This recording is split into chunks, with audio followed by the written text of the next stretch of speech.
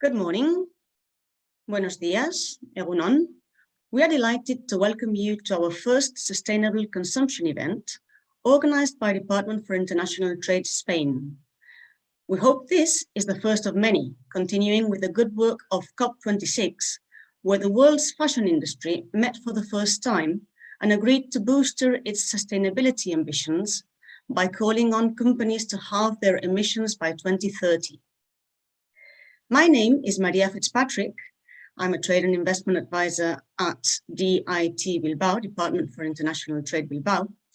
But this is a joint event with my colleagues, and I'm going to ask them to put their camera on while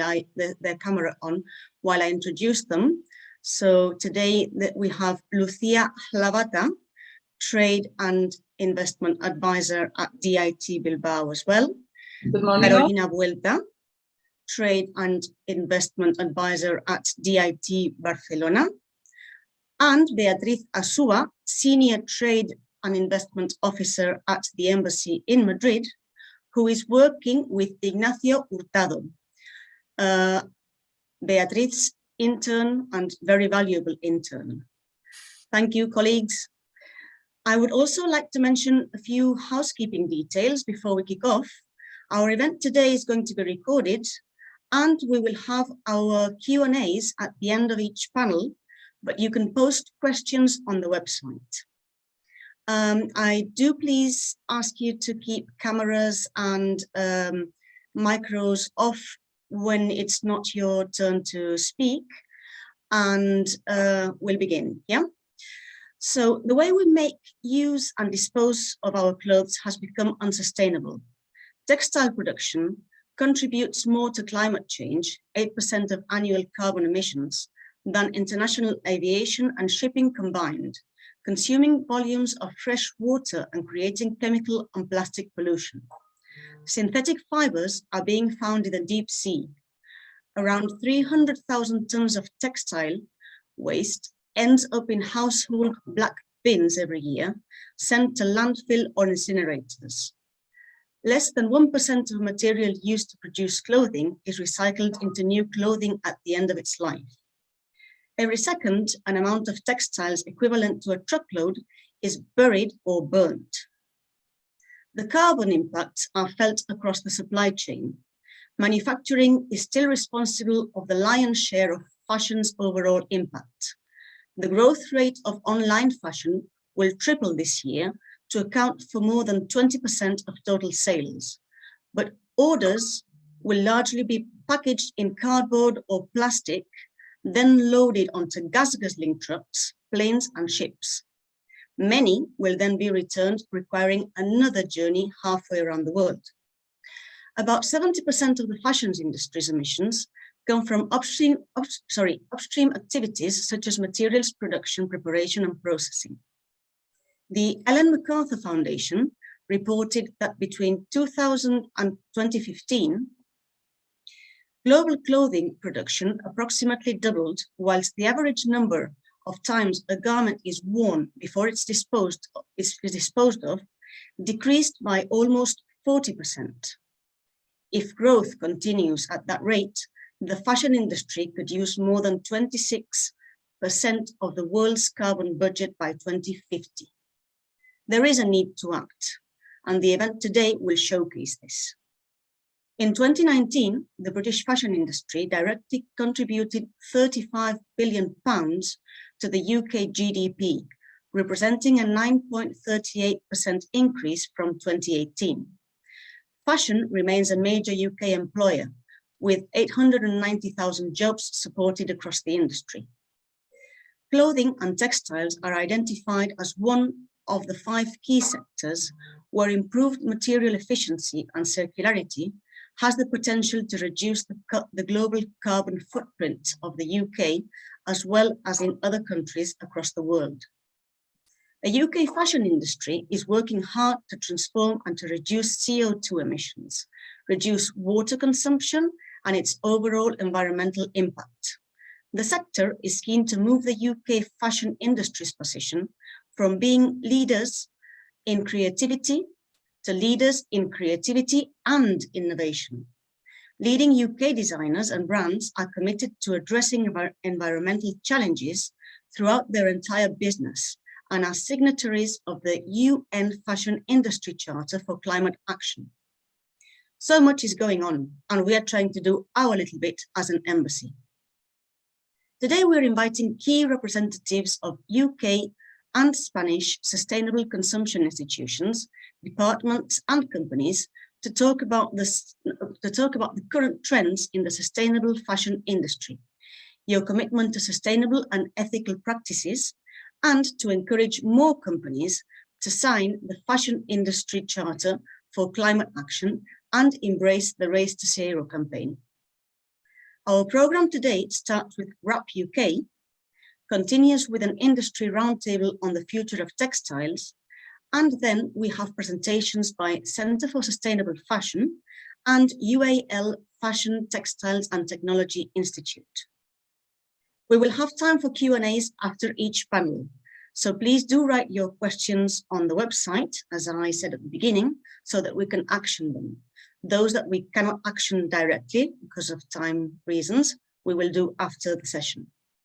And now I'm going to ask my colleague Beatriz Asua to start with the introductions, and I will see you later. Please enjoy the event and take action with us. Well, Maria, thank you very much. Thank you. You really give us very, very impressive figures on how, and we know we have to do many things.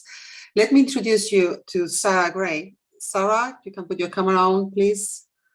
Sarah is the Senior Analyst at WRAP. WRAP stands for Waste and Resource Action Program.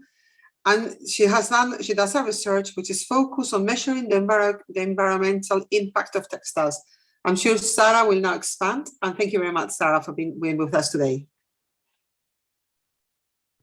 Thank you.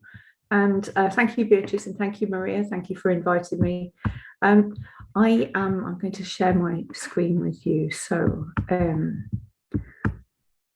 I hope you can you see a slide deck now? Yes, we can. Oh, thank you. Okay, so I'm going to talk to you today about UK textiles policy and specifically around textiles waste, and then also about the role of Textiles 2030, which is the UK voluntary agreement for textiles, bringing together retailers and brands, recyclers, reuse organisations and commercial organisations and commercial affiliates to just discuss how we can solve the problems that we have with the environmental impacts of textiles. And I'm going to start with the policy context around UK textiles waste, the objectives and actions that are being taken by government at the moment while they're preparing for and considering policies on extended producer responsibility in this area from the resources and waste strategy. And then I'll go on to Textiles 2030 and the role that agreement plays.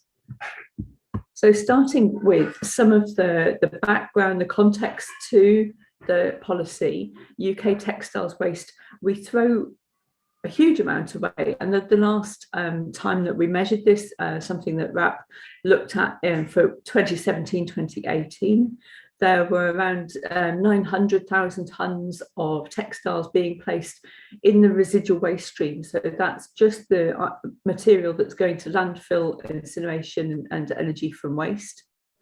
Of that, about 330,000 tonnes was clothing, nearly 400,000 tonnes was non-clothing textiles.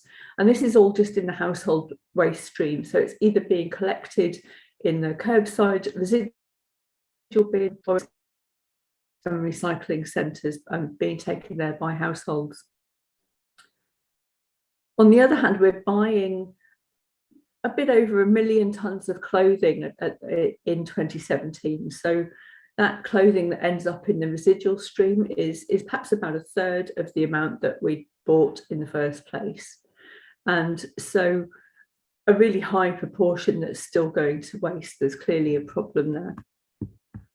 And yet in the UK, we're actually quite good at channeling textiles into reuse, we have a really successful and popular sort of reuse collection mechanism via charity shops. Most of the items that people place for collection to be reused go through charity shops.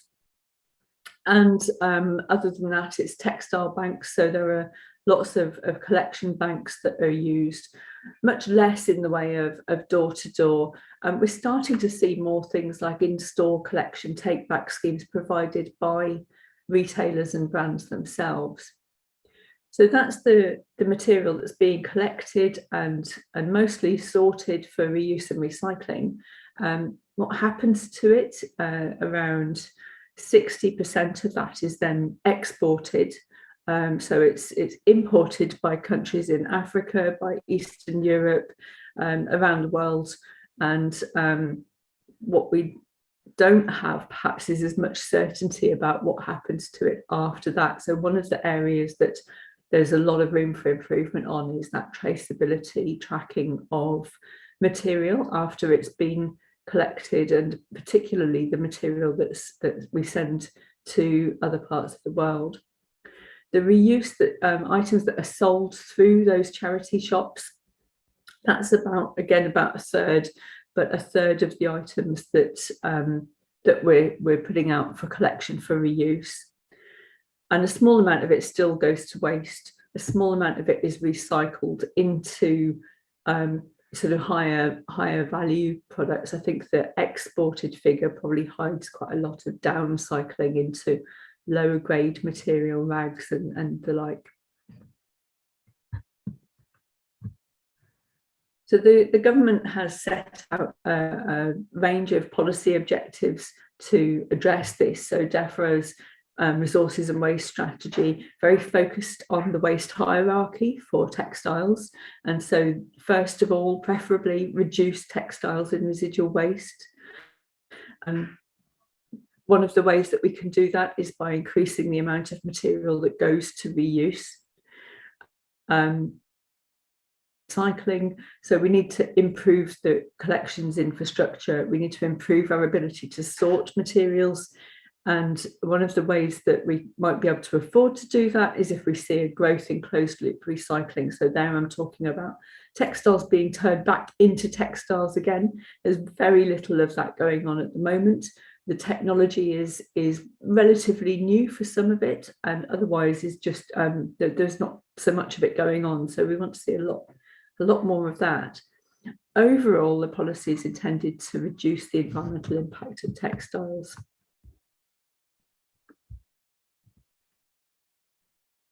So the actions that are being taken are set out in a waste prevention programme that government are preparing. It was consulted on this year. Textiles have been identified as one of the UK's priority products, really in keeping with the approach being taken in Europe on the circular economy. A new voluntary agreement has been launched in the UK, and so Textiles 2030 launched in April this year. It follows on from the successful Sustainable Clothing Action Plan, which completed at the end of 2020.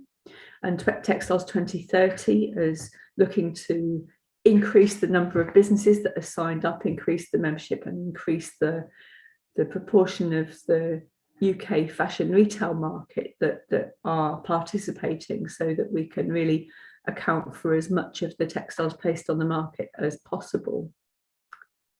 We have a proposal that's being developed for extended producer responsibility scheme in the UK for textiles. And at the moment, RAP are working with DEFRA on a cost benefit analysis and the design of that policy. It still needs to go through consultation process. There's considerable stakeholder engagement to be done to get that policy mechanism right and to check that it is fully supported, but that is looking like the way that we're going. And we're also working with organisations on EPR for packaging, for example. So we see producer responsibility schemes already in existence for a number of different product groups. For example, electricals, batteries, vehicles, packaging, these already exist in the UK.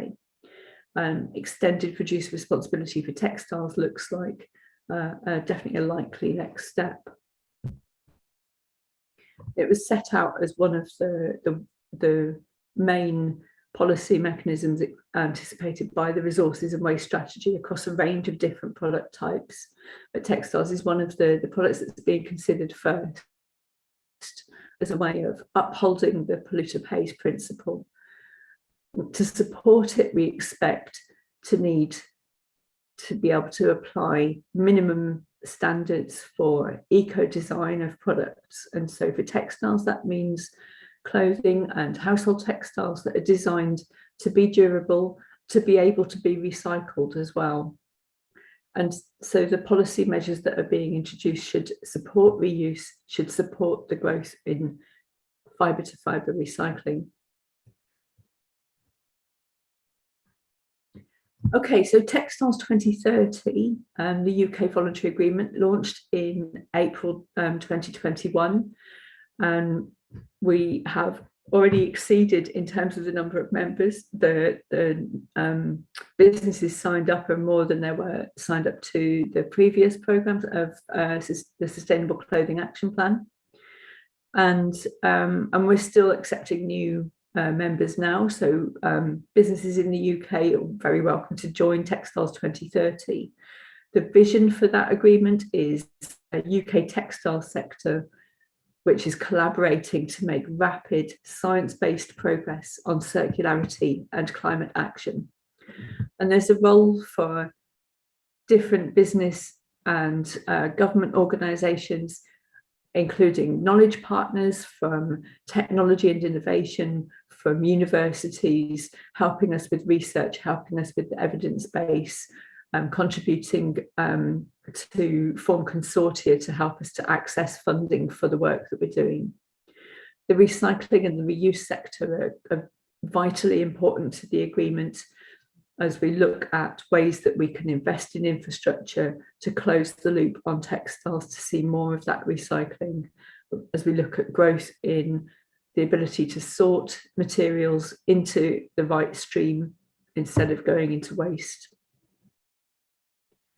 Government role is about regulatory reform, is about citizen behaviour change and providing leadership.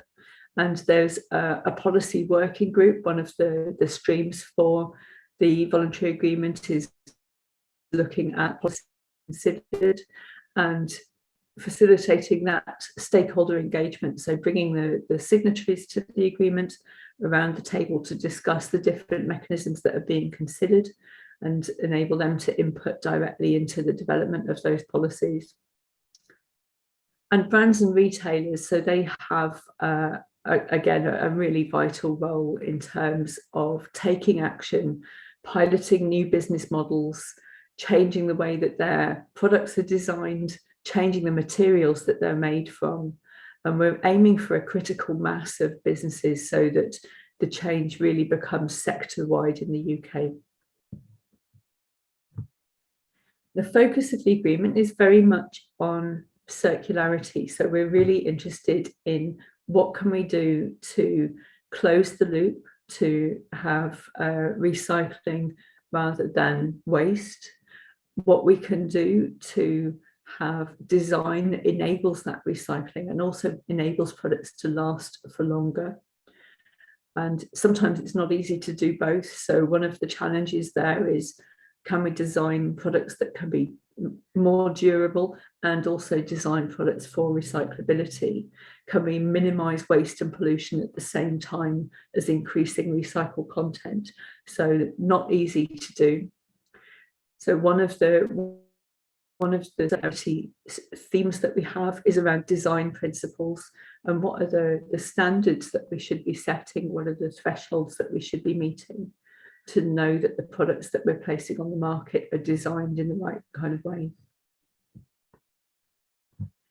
A second theme of the circularity work that we're doing is around circular business models. And so we know that extending the life of clothing and textiles reduces its environmental impact, and research that RAP has done has shown that repairing, buying secondhand, keeping things longer, and rental businesses are all ways that this can be achieved. So we want to keep items in use for longer, or we want them to be used more before they become worn out. And it's not just about design of the product, but also about designing business models, designing the system in a way that makes that possible for people to do, that makes it work with the way that they want to acquire their clothing, to buy their clothing and to wear it. And if that means something that might be worn once, it makes sense for them to be able to return it somewhere and for it to go out to somebody else again.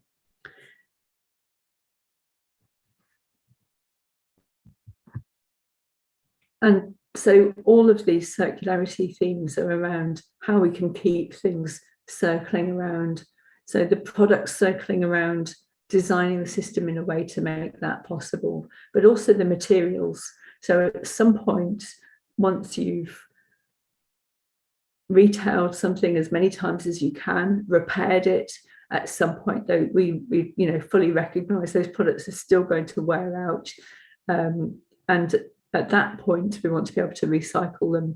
So the third circularity theme is about closing the loop on materials. It's about recycling and all those kind of things that we need to do to make that possible. So fibre to fibre recycling is really where we're looking to go. And we know that we need to grow the market for that. We know that there's quite a bit of work to do to make it economically feasible, to do the sorting, to be able to capture the value from those materials, and also to grow the businesses to do that recycling as well.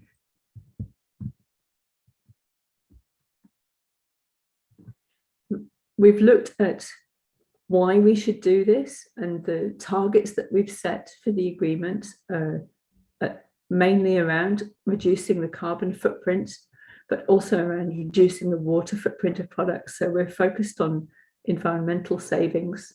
We have an aim to be making all of the products that we're placing on the market traceable. And so traceability is an important context, but the focus of the target really is on climate action. And so we have committed to reducing the greenhouse gas emissions of the products that we are placing on the market by 50% by 2030. And in the background to that, some scenario modelling to look at how that might be possible. Now, I should emphasise that the scenarios that I'm showing you on the screen, this pathway, it's a provisional estimate, and it's one possible way of getting to a 50% reduction in carbon. So it's not intended to be a forecast or anything like that. It is one way that we could get a 50% reduction in carbon. What we expect is that each of the brands and retailers that signs up, they will find their own path. And so they may use a different mix of the measures, the kind of strategies that are outlined here. They may find some additional strategies to take, and there may be some of the things noted here that they won't do at all. So what's included, you can see the first step is low carbon electricity, UK electricity grid really switching to an increased proportion in renewables. We've seen some improvement there already, and they're working with the projections that the Bayes department have made around how much renewables we might expect to see by 2030. So if all goes according to plan there, that would be about an 8% reduction in greenhouse gas emissions for textiles. Most of that is so this is the full life cycle of the product. It's cradle to grave. And most of those savings are from washing and drying of clothing after the point of purchase. So it's the use phase where you see the UK electricity savings applied. And that's why renewables along the supply chain are really important as well. So the second bar on that carbon chart, we see a 10% saving from increasing the use of renewable sources of energy in the supply chain focused mainly on dye houses, dyeing and finishing. We know that there's a lot of greenhouse gas emissions that arise from those activities. And so that's the use of renewables there. Improved fibres, we've seen a real improvement in the use of more sustainable fibres during the last 10 years in the UK, especially focused on cotton. And if that can continue, then we're looking at perhaps a 4% saving in terms of greenhouse gas emissions from improved types of cotton, more sustainable viscose as well. And also an improvement from energy efficiency measures of perhaps about 2% savings from more efficient production processes. So both of those last two, there's potential for them to be higher, those savings. They could maybe go further. But the focus of the agreement, as we've seen, is on circularity. It's on actions that we can take that are a little bit closer to home. And so we're really aiming for as high a proportion of recycled fibres as we can achieve. So if we can switch to as much recycled content as technically feasible at the moment, and some fibres can't be recycled yet, but if we could do as much as we think possible right now, we think that that could be as much as a 12% reduction in greenhouse gas emissions.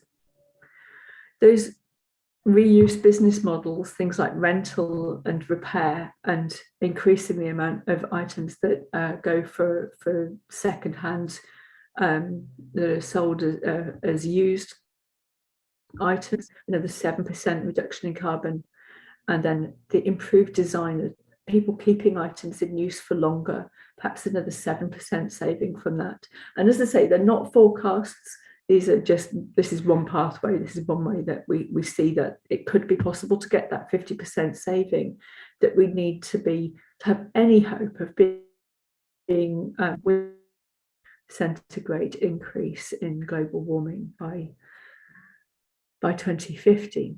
So we know that 50% by 2030, it's achievable. And we know that circular actions can really make a big contribution to that.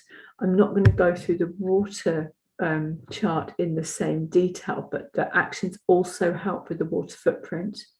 And one of the tasks that we've got in terms of evidence over the next few years is to try to make sure that that improvement is also helping in areas where water scarcity is a real issue.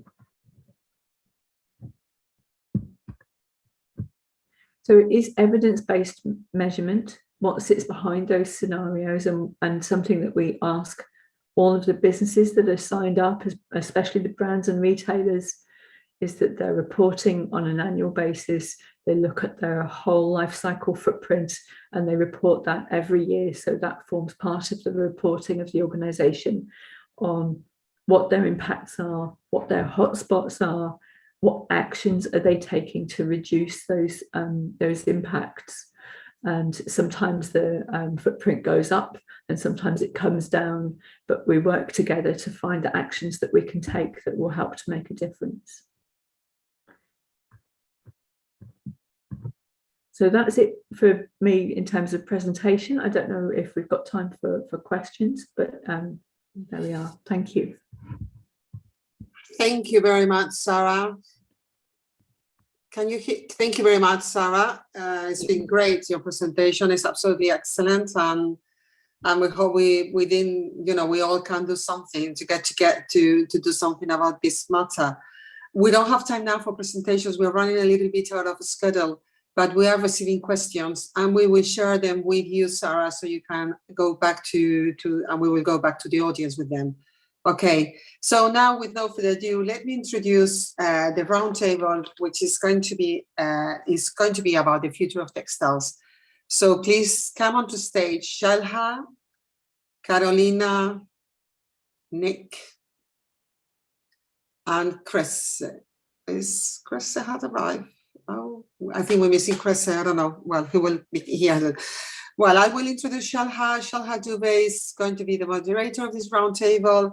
Shalha is the lead of the Institute Positive Fashion at the British Fashion Council, and she's responsible for the strategy and delivery of the British Fashion Council's commitment. She will explain everything. Thank you very much, Shalha. And the floor is up to you. It's all floors. We will see a very nice video afterwards, which will link Black Friday with a British poet, and Shalha will let us know when to play the video. Thank you very much. That's great, thank you. Welcome everybody. As Beatrice mentioned, I'm Shelter Dubey. I lead the Institute of Positive Fashion Work for the British Fashion Council, and what that really means is the BFC's commitment to help UK fashion's climate action agenda, but also to help our emerging talent and our current talent to be responsible, creative businesses. And before I joined the BFC, I led the responsible retail agenda for Accenture UK, where I focus very much on the intersection of business and sustainability in fashion and the wider retail sector as well. So we launched the Institute of Positive Fashion to act as a convener for change and a way to help accelerate solutions and action to meet essentially our collective objectives when we think about climate action. Our focus is very much to help set the gold standards for industry. Of course, this is an evolving landscape, but it's a necessary action to do because it's quite complex, quite opaque, and there's a lot of things happening across the industry as a whole. So how can we help to almost triangulate what's going on in one direction with industry behind us all the way? And we also want to ensure that brands and skills are future fit, because that's the only way we can meet our goals for the UN and 2030. And we have three key pillars in the IPF when it comes to pathways for change, and those are environment, people, community, and craftsmanship. And all the work we do is based on a solid foundation of research. We don't want to duplicate. That's a key mantra for us, especially given what we all need to achieve in a little under a decade. There's a lot of work being done internationally and nationally, and we want to be able to join the dots, see what's being done, find the gaps, and really use research and evidence-based work to determine these pathways for change. Within the IPF, I also direct our first piece of work that launched at London Fashion Week in September, and that is the Circular Fashion Ecosystem. It's a way of bringing together all of the conversations that are going on, what's happening around circularity, a lot of what Sarah has also just gone through in her presentation, but it's something that is launched ostensibly for the UK, but actually we hope that globally it's a framework that can be used.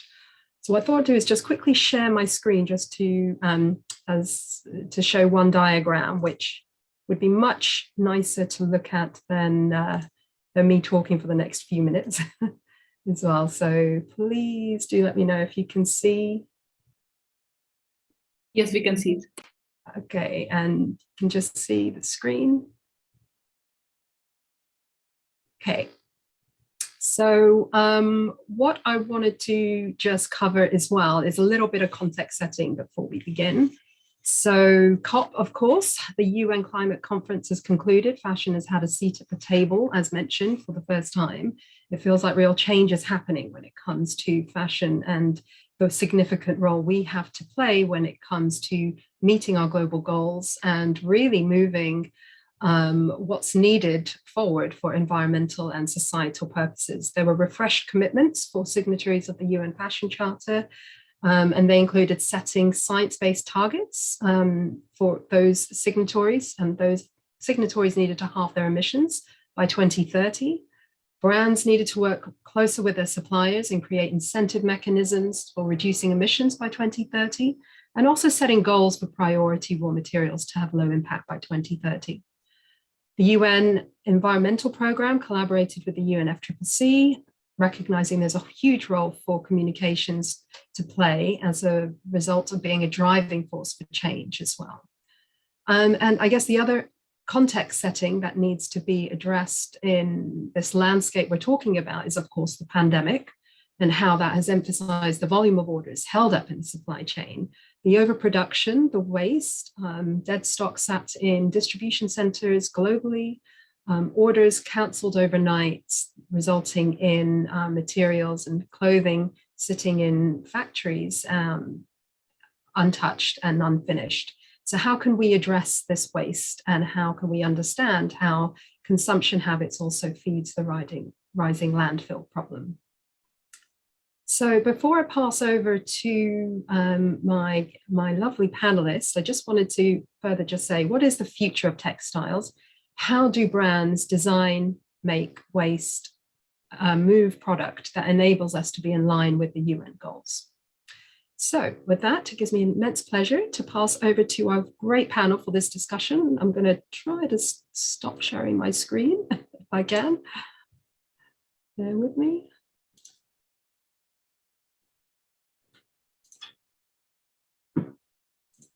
Great. Hopefully that's worked. It's really difficult with Zoom.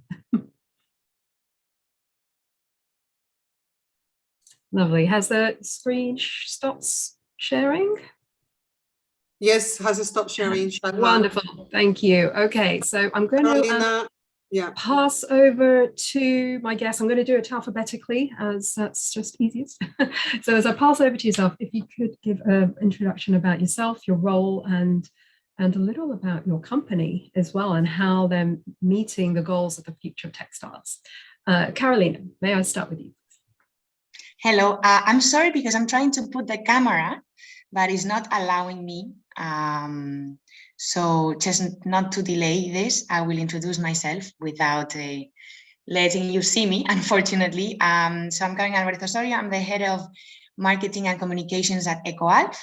I've been with EcoAlf for the past 5 years. And EcoAlf is a Spanish sustainable lifestyle brand that was born in 2009 with our founder and president, Javier Goyeneche, who wanted to create a truly sustainable fashion brand. The vision has been to stop using natural resources that we're using in a very responsible way to ensure those of the next generations. And the mission has been to create a new generation of recycled fabrics and products that have the same design, technical properties, and quality as the best non-recycled products in the market. It's been now 12 years where this mission and vision remains intact, and I think with more strength than ever.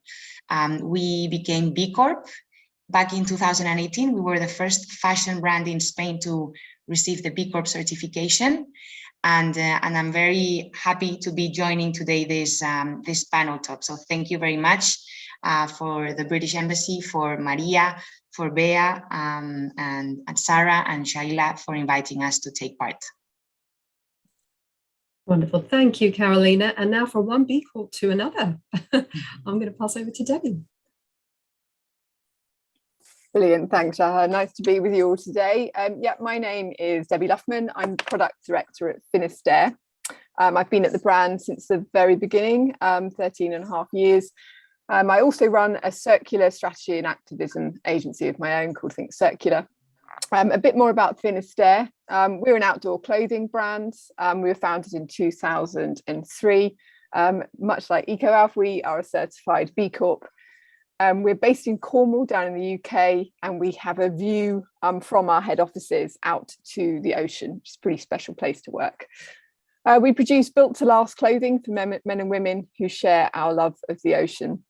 The product is quite diverse range. It's led by our outerwear, which is made of recycled, certified recycled materials, knitwear from traceable wool, our fleece is from recycled wool, our swimwear is from recycled ocean waste and natural rubber, and we use a huge amount of low impact organic cotton, hemp and linen across our adventure range.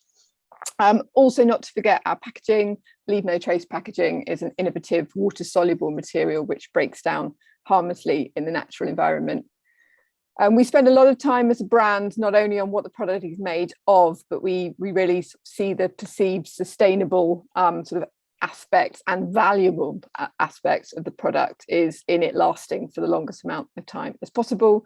So through our lived and loved repair, trade-in and resale service, we get a brilliant opportunity to engage with our community and understand how we can make better products.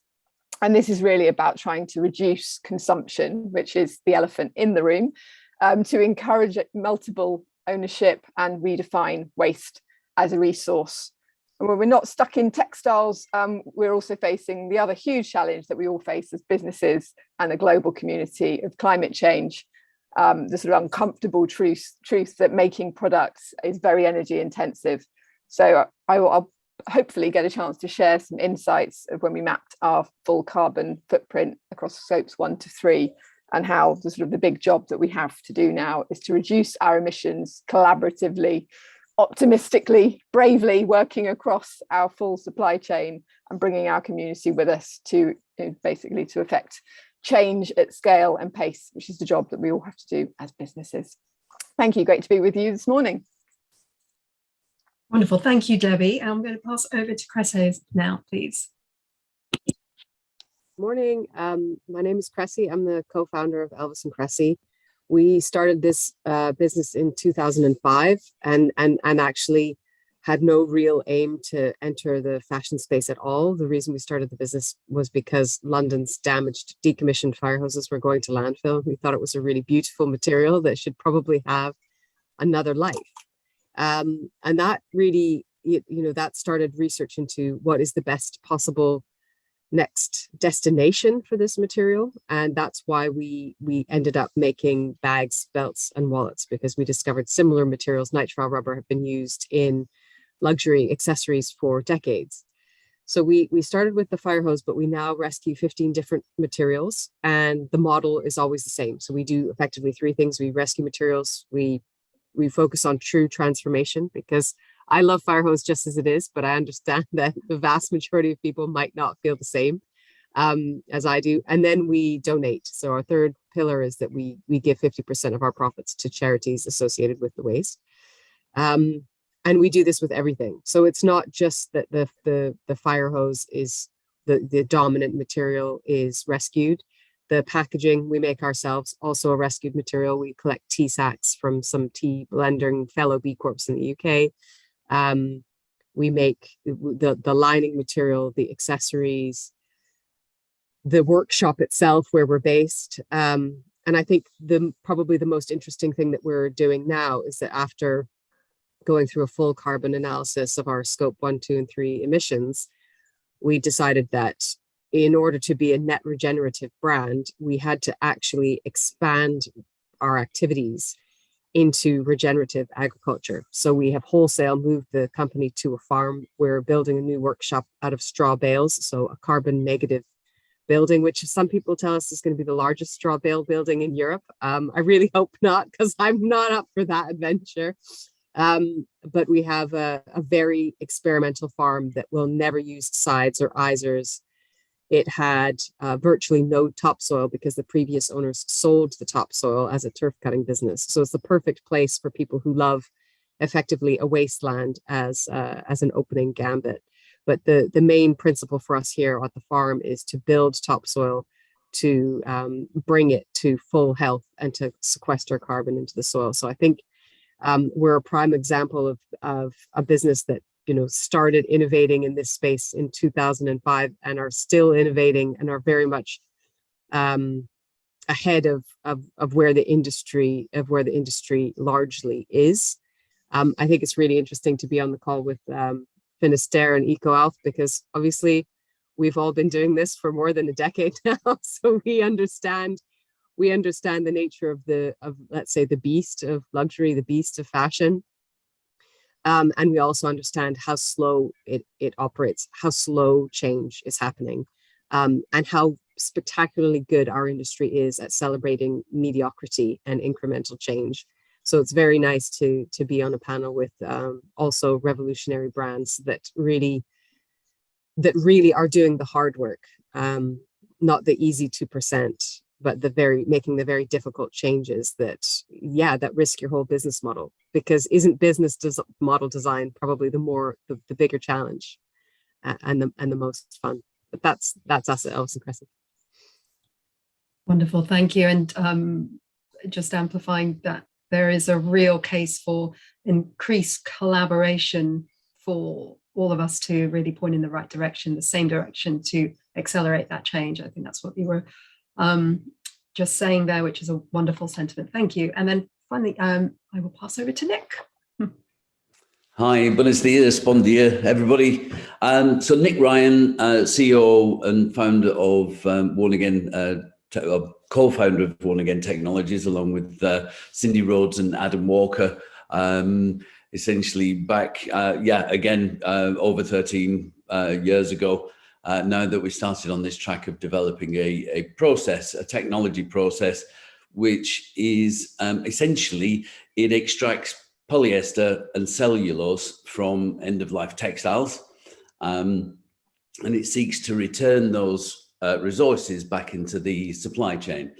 Process is actually based on solvation chemistry, that is the use of selective solvents to extract and dissolve specific polymers from a mixed waste stream. And I think everybody knows on this call, and certainly the panel do, the challenges of end-of-life textiles and recycling them, particularly when we've got not just mixed waste streams, but also mixed textiles, mixed fibers, polycottons. And that's the clever bit about our approach to the chemical recycling and using these selected polymers. Our timeline, we've been at it for a long time. We've had good investment from large players in the industry. We've actually managed to close our latest investment round just as the pandemic struck, which was great, actually. It was a real vote of confidence. 3 big investors who came back in again. So H&M are a big investor in One Again Technologies. A company called Sulzer Chemtech, big engineering company, process engineers, and also Oerlikon Barmag, who actually, they make many of the world's spinning machines for polyester, so very much in the supply chain as well.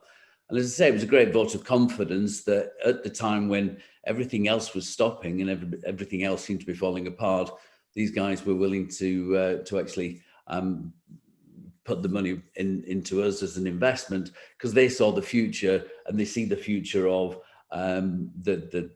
these processes as being part of the circular nature of textiles in the future. Our timeline, currently we're actually designing a demo plant, which we hope to be online by, with a bit of luck, mid-2023. That'll be a small demo plant. Our business model is actually going to be about licensing our technology so that it can expand globally as quickly as possible. We will use that demo plant as a sales tool for the licenses. And we hope to be building scaled plants that can deal with the increasing mountains of waste textiles. By the end of 24 is when we hope to see the ground being broken on those plants.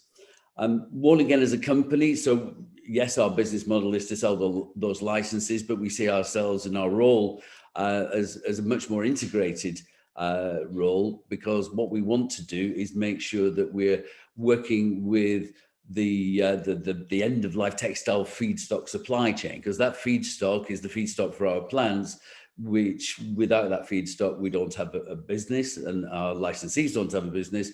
So we're very much involved in looking at what the needs of and the infrastructure that will be needed for the collection of and processing of volume end-of-life textiles, which actually, when we think about it now, it's not there at all, but it needs to be there in 3 to 4 years to enable us to be able to deal with end-of-life textiles coming into the system, which with the EU directive in 2025 is going to be ever increasing volumes. And that's me, and that's what I do. Wonderful. Thank you guys so much. So this is a really big topic, a huge topic, and it has so many different dimensions to it, and so many of those dimensions have just been covered by your amazing introductions. And a common thread, I guess, that we could amplify out of that is innovation as well, the need for continued innovation to solve for challenges, and of course, the need for investment to help to kickstart and pump prime that innovation for industry. So just going, I guess for those brands listening, I just wanted to really cover, I think, what you said, Cressy, around the business model. The challenge and opportunity for fashion brands is to really transform their business model across the whole supply chain.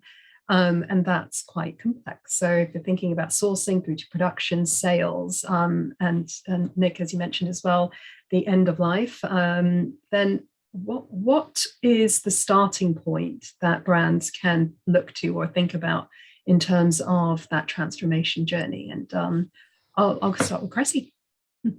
I think for us, everything has to be guided by values. And the main value behind our business decisions is that if it's not going to make the world better for other people's grandchildren, then we don't do it. So why do we give 50% of our profits to charitable partners? It's because even if we get a circular economy, if it's still the same capitalist model, then we're still facing rising inequality. So I don't think it's a wildly appropriate model, which is, you know, why we're really proud to be a certified social enterprise, as well as a B Corp. So I think you have to have a value that runs through the business, and you design it accordingly. So how do you pay wages? How do you structure production? How do you work with your stakeholders? Are you transparent or not? You know, we're in an industry that's really famous for its secrets. You know, we have certain collaborators where we're not allowed in parts of their buildings. We're not allowed to see what collections they're working on. It's incredibly difficult to make an eco collection if you don't share the details of that collection with everyone in your organization, because you're limiting the amount of feedback you can get to a small group of people who might not have all of the answers and who might not be aware of all of the potential solutions. So I genuinely think it comes down to a style of decision making where you have rather radically said you're going to follow a donut economics model, or you've said that people and planet are more important than profit, and they come first in the decision making. And it has to be every decision you make, how you choose your courier, how you choose your location, absolutely everything that you do. And if you do it like that, or how we've done since 2005, you end up with a really interesting business at the end of it, because a business is a product of years worth of decision making. And if some of those were heavily compromised, then the business model itself is heavily compromised too. And the best example I can give is kind of, let's say, slightly out of the fashion center. You know, there was an amazing anthropologist who did a decades-long study on Walmart in the US, and they found that the vast majority of Walmart employees were reliant on state aid, Medicaid, food stamps, things like this. And yet Walmart is this wildly successful business with a family that owns it, who are, you know, billionaire philanthropists. But it doesn't make sense, because the business itself is not successful. If its employees rely on the state, then actually Walmart is a state-sponsored enterprise. And the owning family shouldn't be wealthy at all, because their employees are underpaid. And we need to be very aware of businesses that operate like this at the expense of the planet, at the expense of people. And we need to stop celebrating them as successful just because they have a certain financial metric behind them. Because financial metrics, to me, and I think to a lot of young people, are actually deeply uninteresting. I think a lot of the points that you just mentioned there is around theories of degrowth as well, moving away from the linear GDP growth obsessed model and looking at how we can really make sure, as you say, the donut model, that safe and just place, and making sure that societal needs are front and center, as well as environmental planetary needs as well, because quite often there is an imbalance, I'm finding, in some of the conversations. So what is that just and fair transition when it comes to big transformation programs as well? Thank you for that. I'll pass to Debbie as well now, please. Yeah, great, thank you. Yeah, just to sort of echo some of the points mentioned there by Cressy, I think that collaborative sort of systemic thinking is where we need to be moving. So, you know, gone are the days where as a designer you sort of just need to be thinking about what something looks like. That is absolutely done now. This as a designer, your role is so much broader than that. And I think this idea as well of that Cressy talked to there about this sort of secret kind of world. So my background was in fast fashion. It wasn't called that then, it was called high street, but you know, fast fashion. And now I've moved into the outdoor space. And it's so much more collaborative in my experience. So it's not, you know, everyone's sort of running around with this very much, you know, competitive IP thinking, that actually we need to get rid of all of that. We need to be sharing innovation. We need to be working together, because we're all trying to do the same things. You know, we all have the same problem and we all have the same business goals. So actually we absolutely need to stop thinking about business as usual. Completely agree. The sort of metrics of success and of, you know, revenue and sales and margin, we've got to be moving away from these and not just giving lip service to greenwashing. It has to be systemic. And so in terms of where do you start?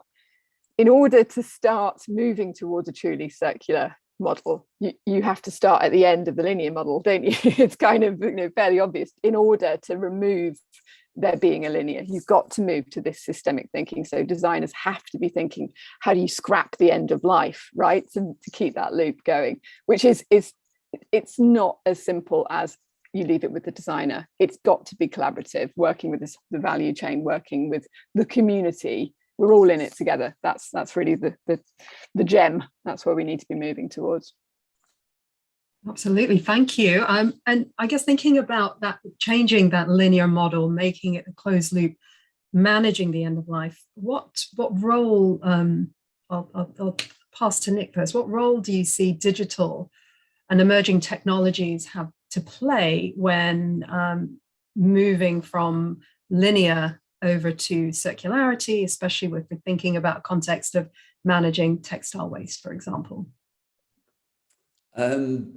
Well, I think there's still roles for the old analog thinkers as well, and that's got to, because unfortunately still in the world we live in and the real world problems that we've got to deal with, that analog thinking still exists. So we've got to be able to change that thinking.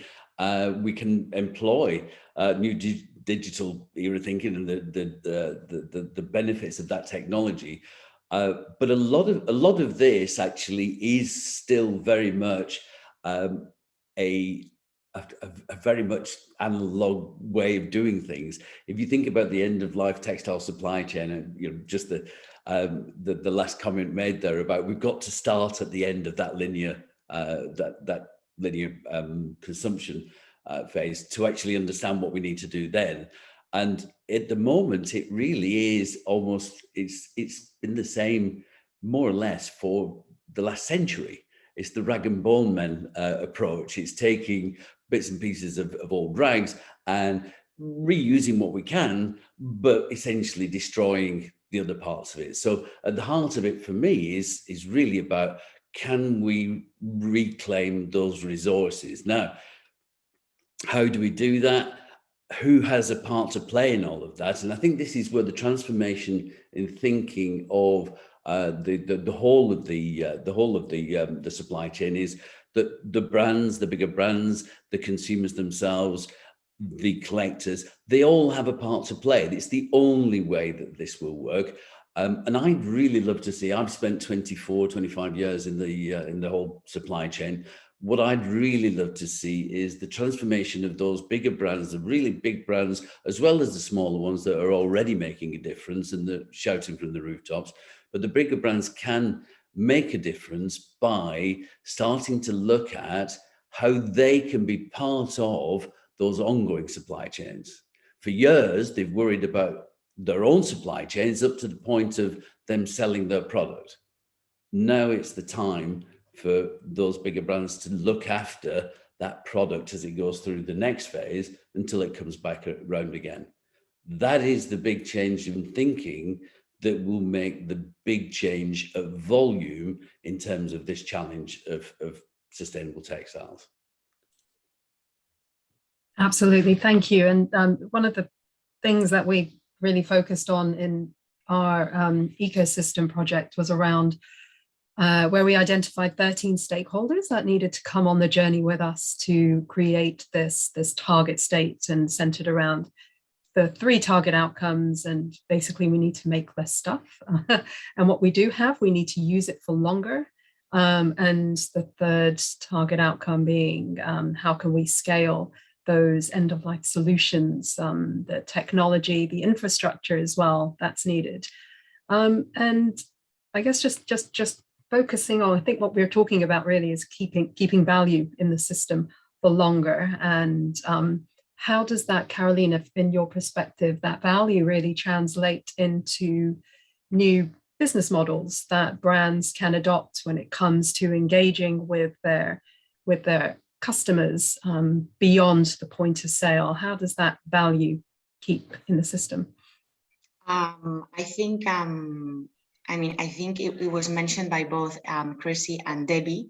I think at the end, what you do is not enough. How you do it is, and how much waste we generate is key. No, so I think for us at EcoAlf, first of all, I think it's important that everybody within the brand or within the company are completely aligned with the mission and the vision.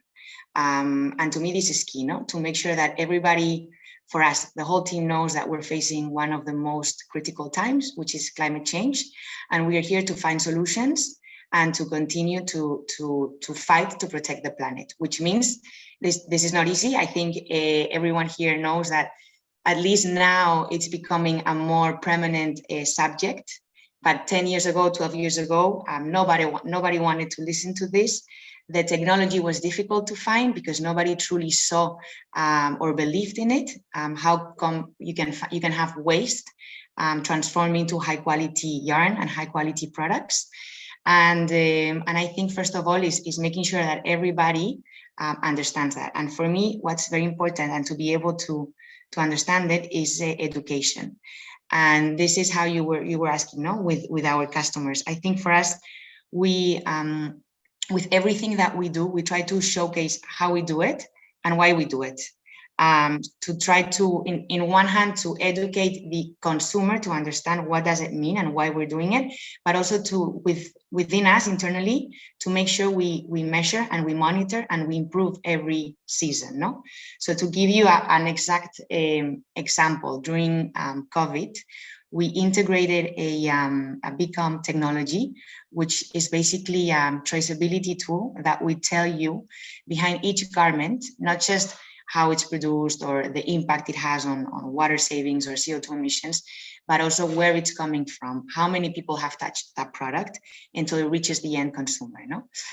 So externally, this is great for the consumers to understand, no matter where you see this garment in a store or online, to understand where the garment is coming from, and for us to measure and to improve every season. So I think for me, what's important to maintain the engagement of the customers is to educate, to make them understand in a very simple way, because I think it can become a very complex topic as well. So to make it very simple to understand, and specifically for the next generations. No, I think we spend a lot of time giving talks in different environments, in schools, in universities, in forums. But when we give talks to smaller kids and children, it's amazing how they get it. And this is key, no? Because I think this is something that needs to be embedded since the beginning, to start to think circular and not linear, and to continue to further extend the life cycle of a garment or a product as much as we can. And then of course, find a way to give it to put it back in the loop and give it a second chance. Thank you very much. That's and what we're talking about there is that extension of those garments around, I guess, product fiber durability of the garment itself, so it can really have many lives. But I guess also how we can capture the value through different circular sharing business models as well. And there's resale rental is really thriving at the moment. Businesses are set up who don't make anything at all, purely as a platform. And thinking then back to some of the ambitions we have, especially that's come out of COP as well, and meeting the UN goals on emissions, how can a secondary market or circular business models really help to meet those goals? And Debbie, may I pass to you first, please? Yeah, sure. Yeah, I mean, we heard earlier from Sarah how actually by moving to a circular model, the actual tangible benefits that can be felt there. But I think more broadly, I think it is that communication piece. I sort of prefer the word communication and engagement over education. And I think what maybe COP failed to do is sort of translate and sort of meet the mainstream here. And it's brilliant how mainstream it is and how everybody was talking about COP. You know, you felt very left out if you weren't there, right? So it was a very, you know, it's brilliant how mainstream and how broad this message is now. But the fundamental problem is people are completely confused. They really don't understand what is going on. They're starting to feel more anxious about climate change. They're starting to feel more guilty about purchases and flying, but actually they're not really understanding what they can do about this. And I think this is where actually business needs to make the messaging accessible. It needs to be engaging. It needs to be fun. At the end of the day, fashion is meant to be about creativity, individualism. It's supposed to be, you know, self-expression.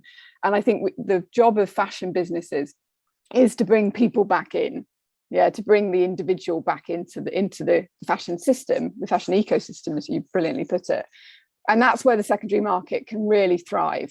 So actually that is the community, the individual, heart and center, and the story and the journey of that product is embedded. So, you know, the adventures you've gone on within with that product, the amount of people that have owned that, that's where you bring the individual, the storytelling, the community. That's really, I think, the job of business is to tell that story, as opposed to spending all the money on greenwashing that we all know is going on. So storytelling, bring people and community in. That's our job. Fantastic. Absolutely. Communication and storytelling as a way to be a real driver for change and change hearts and minds as well. And Cressy, may I pass to you too for your views on the same question as well, please?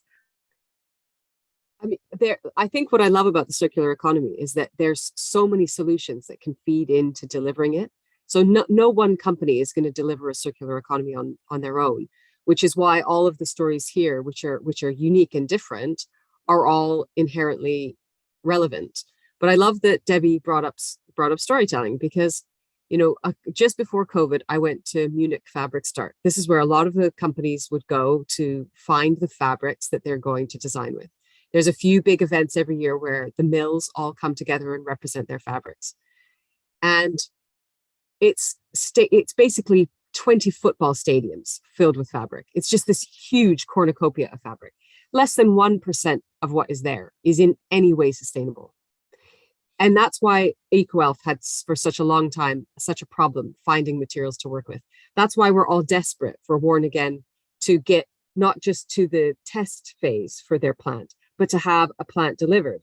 And to me, the crucial narrative with Worn Again is that right now we have so many Franken fabrics where we've got a natural material that's combined with a synthetic material, and we have no way of separating these. I mean, yes, Worn Again can do it, but we need to go back to Munich Fabric Start in 10 years, and for 99% of what is there to be sustainable, and for the 1% of what's there have to literally label itself, I am terrible, I am unsustainable, please don't buy from me. And right now, though, if you think about the option of what's available, the vast majority of the fashion system is underpinned by deeply unsustainable practices. So the secondary market, I mean, we use 25-year-old fire hose as our main raw material. It's already saved lives for decades, and it's still can't be a fire hose anymore, but that doesn't mean it can't be something else. In the UK, we have 40 million tons of waste still going to landfill every year. It was 100 million tons when I arrived. Now we've started burning loads of it, so there's less. Now we've started exporting loads of it, so there's less. But I think if people had an awareness of the scale of the problem next to the nascent innovation, they might be really, really thinking about this reduce, reuse, recycle in all of the purchases that they made. Because if you support, let's say, the true brands that are doing the work, and if we all invested, I mean, what a shame. Mary Cray, we had this huge, incredible research in the UK into what a sustainable fashion system looked like. One of the suggestions was 1p from the sale of each clothing should go into innovation and research. And actually, you know, all of that money could have gone to Worn Again, all of it. And I think everyone would have been happy. Literally, I think the whole industry would have just said, great, that's wonderful. Because at this level, we are all collaborative. We all want to support each other. So to me, it's how do we really get to the truth of the storytelling? How do we really make people aware of the scale of the problem, and yet how brilliantly wonderful the solutions are that are available, and how much they need our support? It's a huge challenge, and I can only tell the stories I can tell. And certainly traditional fashion brands own the media, because they're the only ones that advertise. So they get a lot of the press space, which makes it really hard to get your story across. So yeah, it's a very challenging space. Stories will win, but the traditional industry is also very good at co-opting a good story. Yes, no, that's true. Absolutely. And I just wanted to stay with you for a moment as well, Cressy, and just think, bringing into account the role that government has to play to help accelerate change, either through policy, business incentives. What would be your view on how to really help accelerate change in the secondary market and to address these problems that you've just expressed? So it would be fascinating if there were no VAT on goods where it was, let's say, 90% plus recycled content or rescued content, recovered content. That would be really fascinating, be a very interesting incentive. But I think also an actual carbon tax. You know, my local MP came to visit us the other day, and I begged for a carbon tax, and she said, "Oh, we already have one." And I said, "No, we don't." But her view is that because we have a few implicit carbon taxes dotted around the economy, like on fuel that people pay for at the pump, that we've got a carbon tax. And actually, we just don't have anything that covers externalities. So to me, because that seems too complicated for government, I focus on, let's change the Companies Act itself. Right now, the Companies Act suggests that it's absolutely fine, and directors, in fact, legally must maximize shareholder return. And I think that is a design flaw. When you sign up to become a B Corp, you say that the planet and its people are as important as shareholders. You change the constitution of your business to reflect that. And we should have that in the Companies Act in the UK. Because with one stroke of a pen, every single company would have to rethink its strategy. If you are maximizing shareholder value at the expense of people in your supply chain, you're out. If you're making landmines, you're out. You're just out. You're no longer legally part of the economy. If you're importing goods made by exploited labor in northern China, you're out. I just think that the market has never been free, ever. It's been paid for by the environment and exploited people all over the world. So if it's not free, let's stop pretending it's free, and let's actually charge where we need to charge. So yeah, EPR is wonderful, but I'm in the short time we've got, I want blunter tools. I want heavier tools. I definitely want more legislation. Legislate me. I'd love it. Shouldn't it be just renamed as producer responsibility? Forget the extended, that implies a limit to it anyway. If we call it producer responsibility, that carries all the way through. Isn't there a logic to that? Yeah, there you go, a communication tool. You've just taken off one word and given a whole new meaning to the potential outputs. So Sarah, we'll leave that one with you as a takeaway, maybe to change what EPR is. But Nick, may I stay with you and ask you the same question? Really, what is the role of government, and what could they do to help accelerate change in the post-use ecosystem world that you operate in? It's exactly that last point. Somehow we've got into this position, and we all know how it happened, the growth of markets and things, that your responsibility started with actually producing something that you then sold, and that's where it ended.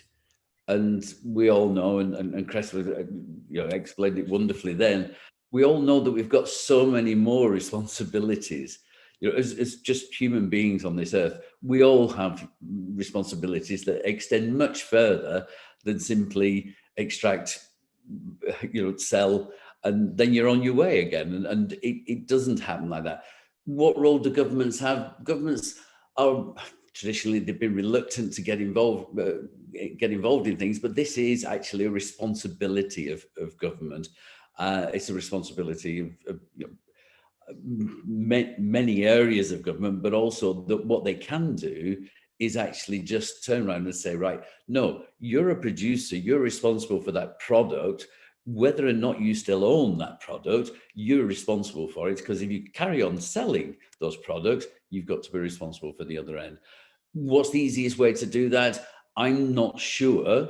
But what I do think is, you know, the example of in France, where, you know, that kind of few cents on each garment, then if you put that into a fund which can then be spread out to different technologies to help create those technologies, and we won't solve the problem just with our one technology. It'll take many technologies working across, you know, many different parts of the industry to resolve the problems. But what we do need, and which is our biggest challenge, was always getting enough money to do the things that we needed to do. And we still struggle at that, because it's not a reluctance of people to actually invest now. We're being called by people, by big brands, by big companies, by big chemical companies, saying, we want to invest. But they're also very much restricted by the nature of the way that they invest. Inevitably, companies like ours, they're a startup. Nobody's ever done this before. So it's raw R&D. It's not a good investment vehicle. So the biggest problem is you've got those big brands now wanting to invest, but they're not used to investing in complete startups, in new innovatory technologies. That's not what they've done in the past. So they have these systems in place where they have to go through the same kind of investment committees, the same M&A processes and everything else. What the government could do, for me, is unlock some of those challenges at getting the investment by priming investments with money that you could get from producer responsibility funds. You could actually get governments to prime those investments and go out there and say, okay, we'll put $1 million in here, or we'll put 2 million in here, but you've got to match it. Or, you know, from that fund, we'll take that and we'll go out and find other matches. But don't put it all on the smaller companies and the startups, because as a startup, you've not got time to spend all your time going out searching for that. So what can governments do? They can start thinking a little bit more openly and a little bit more innovatively around how we can get the funding to companies like ourselves to be able to do what we need to do to transform this into a circular society. Absolutely, thank you. And I guess it's also about making sure that the cost of responsibility isn't borne by the consumer as well. So how the holistic vision needs to be reviewed and address the systemic change that we've all spoken about. And I think a lot of the points that you just mentioned there are around challenging orthodoxies. That's really what we need to contend with. Pivoting over to the consumer view as well, and consumption habits. One of those orthodoxies, I guess, in our system, thinking also about storytelling, is around greenwashing. And I'm very happy with the CMA regulations coming up as well, really to help contend with that in the right way. But tomorrow, Black Friday, peak periods of Christmas coming up, seasonal sales, all of this drives a certain message. So Carolina, may I pass to you and ask, you know, how can sustainable communications play a role in driving change when it comes to consumption habits? What's your company doing around that? So we don't take obviously part in Black Friday, and what we do is we launch our Recycling Black Friday campaign that already started last Friday, because every year this starts earlier and earlier and earlier. I think already by November 1st, we received an email from MediaMarkt with Black Friday discounts. And what we do is we completely switch the communication, focusing on the impact of the fashion industry. so that the consumer can understand what is going on. And I think this is something that you all mentioned before, no? There is a lot of information out there that the consumer is not aware, and the minute they know, they will want to be part of the solution and not part of the problem. So what we've done this year is, under the claim "Break the Habit, Not the Planet," we are exposing these numbers of the industry that I'm not going to share with you because you all know these numbers, which now actually are even worse because of the quality of the materials that are arriving, of the garments that are arriving to the landfills. They're not even be able to go into a second-hand or to recycling facilities because there's such a poor quality. I think the EU Parliament said recently that since 1996, the price, the consumption levels in Europe have gone 40% up, and the prices have gone significantly down, which has a reflection on the quality of the garments, obviously led by fast fashion brands. So what we're doing is we are showcasing the impact with very simple messages. We are then also telling the consumers and telling the communities and the citizens that we all have the power to change this, and the power is in us.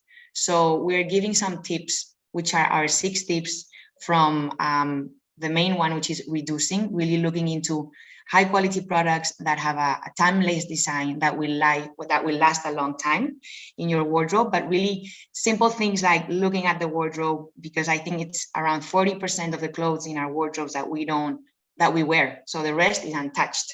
So really looking and reorganizing our garments at home, repairing and donating, swapping, recycling, gifting. I mean, there's a lot of things one can do at a personal level, and this is what we're trying to push. Then, of course, we have collaborated with Tom Foolery, a British poet that I'm sure a lot of you know him, and he's done a beautiful poem with the mission to inspire this change and to reflect on the habits that we have as a community and to start switching, no?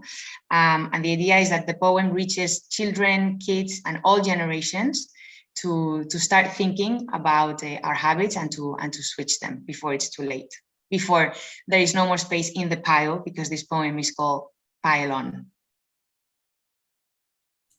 Wonderful, thank you. And I think that's a perfect segue and introduction to actually sharing that video as well before we move to Q&A. But before I do so, just wanted to thank you all for your passion and your perspectives. And with you all in charge of your respective worlds, then I have a lot of faith that we're going to meet our goals. So thank you all. And I'll pass over to the poet Tom Foolery's piece of work.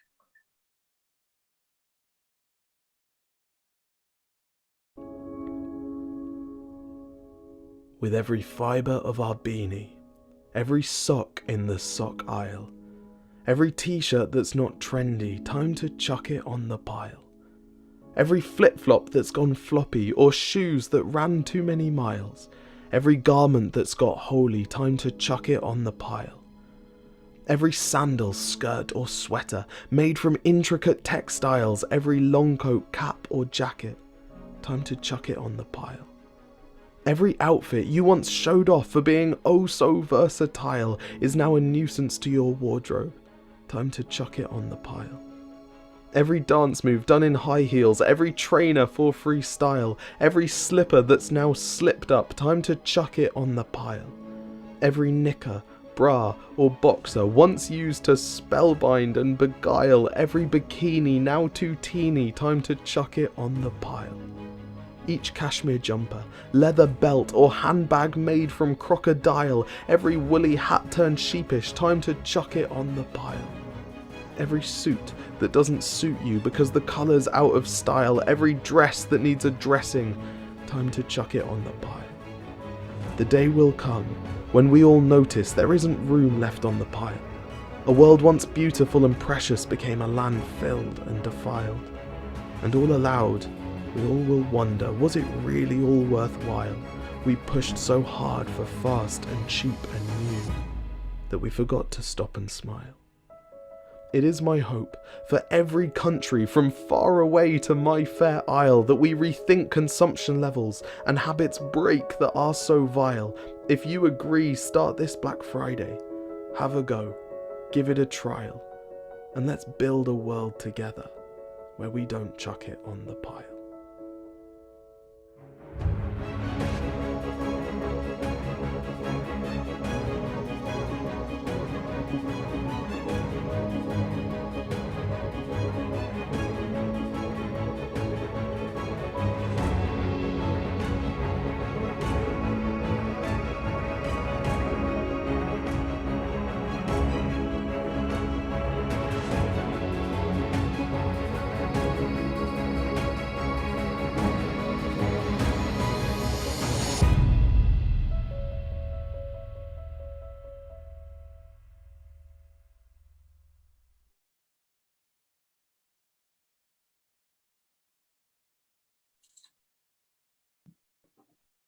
Beautiful. What a wonderful production. Thank you. I lost the video again. Oh, there you go. So I think we have some time for some Q&A, and I think we have one in our chat here. I'll just kick off with this one that I can see. So this is to anyone who would like to answer. What recommendation would you give to those companies that have not yet begun to take measures to be more sustainable in their production? Who would like to go first? Debbie. Yeah, I'm happy to say. I mean, to start, actually, I think that can often be the hardest thing, and particularly for bigger brands, I think there's a real sort of fear, actually, this sort of paralysis of where do you start, and by trying, are you sort of perceived that you're greenwashing or it's a token gesture? And I think it's fraught actually at the moment with this sort of anxiety at a consumer level and at brand level. But actually, you just need to start, and the easiest way to start, I think, is by asking questions. And that sort of childish curiosity and sort of poking. So ask the supply chain. Ask your value chain, where does it come from? What's it made of? Why are we using it? Ask your boss, ask the value chain. Questions, I think, is honestly the best place to start. And that's how you will evolve your thinking and you will enrich your understanding. Ask questions. Through empowerment, absolutely. I would also add to that, definitely to ask questions and gather all the information and then make a plan. Because at the end, it will be a 360 across everything that it's done in the company, and you will be overwhelmed because there's so much going on, you don't know where to start. So to start making plans across each stage, all the way from the beginning of that design all the way till the end when it reaches the store. Make your plans, make your milestones, and create different phases that you can then share with the teams to understand who can be like the leading responsibilities, and to make sure that all the departments are integrated since the beginning in this, so they understand the need to do it this way and the alignment of where the company should be going. Wonderful, thank you. Yeah, alignment of visions. Everybody is facing the same North Star, as it were, making sure that's within everything that they do. Great. So we have another question around technology. How is technology helping the industry to be more sustainable? So it's quite broad. Perhaps there's maybe what we could do is pick out a couple of examples. I'll pass to Nick to help answer this question. Maybe outside of the post-use and your immediate world, are there other examples of technology helping the industry become more sustainable? Well, define technology. I mean, the technology covers so many different areas. I'll stick to what I know. I mean, there are a number of different approaches to doing what we're doing, but also there are potential technologies that are being developed all the time. They're actually kind of starting off in different areas of looking at fiber, looking at the production of different things. But also, I think one kind of technology that I was not involved in, but I knew the guys who set it up, was they started looking at the way in which leather was produced, and they were able to kind of bring in a technology that enabled leather producers to use 35 to 40% less water in the process. And that was a very, very simple technology. It was a fairly simple machine with some fairly simple, and there were polymer pods that were put in this particular part of the process, but 35 to 40% saving on water is an instant win. It really is an instant win. And it's not a long kind of lead time development technology either. It was developed over a relatively short period. So what I would also suggest is we don't necessarily have to go for the big game changers. There's something that will change the world. Just let's look at where we can make those incremental improvements. And actually that all helps. All of it helps. So yeah, let's not just set ourselves those big high challenges. Let's also understand that some of those smaller hurdles, altogether, they will still make a difference. Greater than the sum of our parts in that respect. Would anyone else like to contribute? Another thought around technology, if I may, is around, I guess, through the manufacturing process and digitization of garments, so that we are not making actual physical samples, for example, as well. That's another way to help address some of the key challenges, especially as we are all working from different places, not necessarily here at the same time or together at the same time. So really using digital tools in a way to help mitigate waste and also to help, I guess, increase accessibility to a lot more people as well.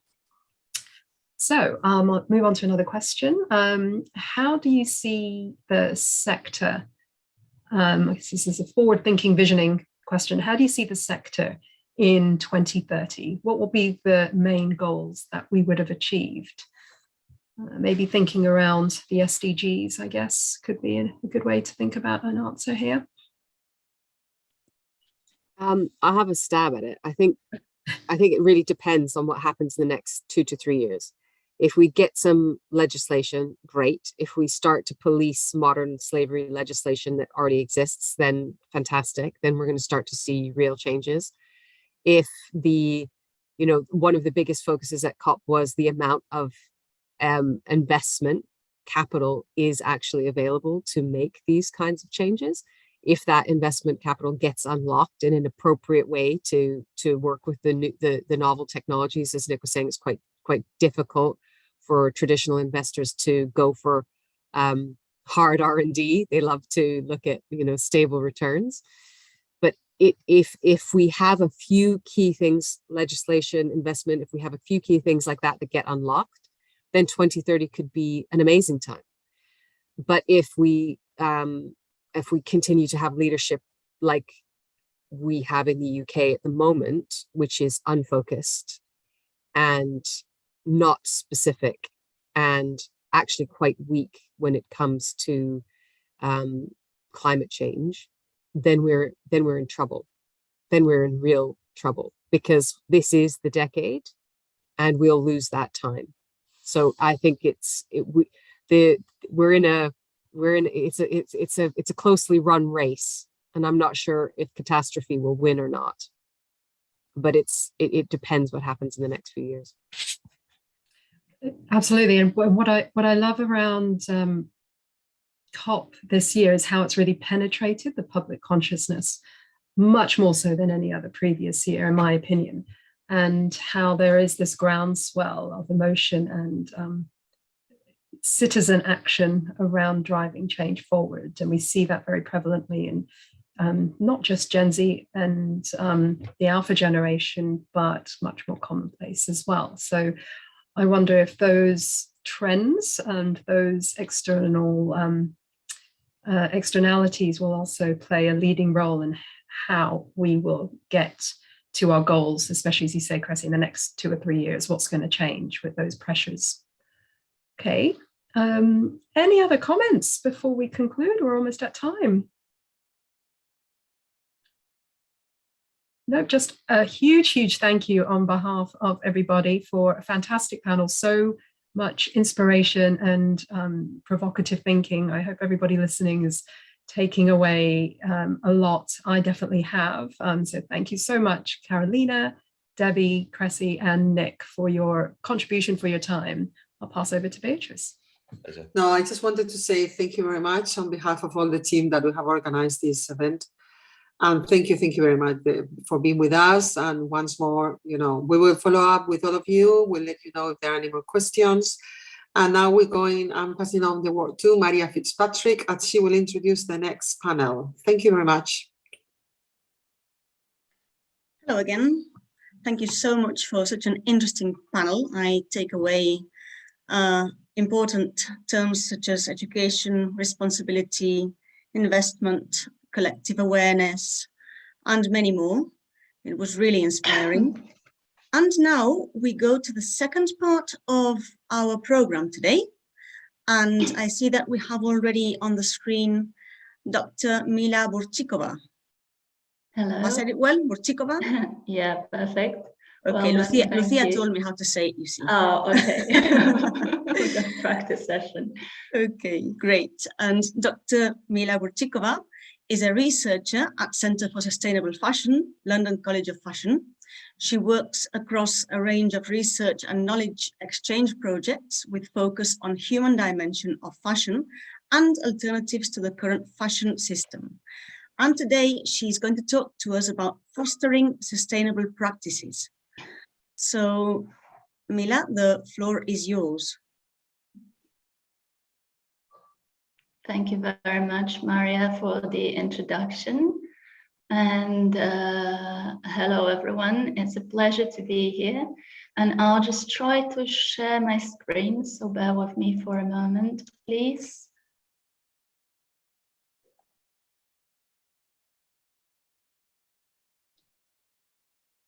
Okay.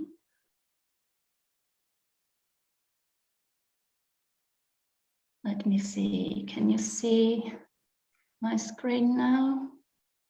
Yes, we can. Maybe can you see it in a full screen mode? No, maybe you can make it full screen if you... Yeah, possible. If you can, that would be brilliant. So it doesn't seem to be doing it at my end. Oh, now. How is it now? There we go. That's perfect. Perfect. Thank you. Great. So hello again, and thank you for the invitation. It's quite a challenge to follow a panel with so many brilliant voices for better fashion, but I'll do my best anyhow. I'm here today to introduce the work of Centre for Sustainable Fashion and London College of Fashion.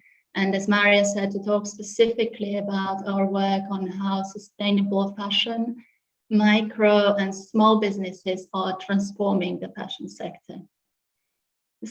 So as Maria also introduced me, I'm a researcher at Centre for Sustainable Fashion.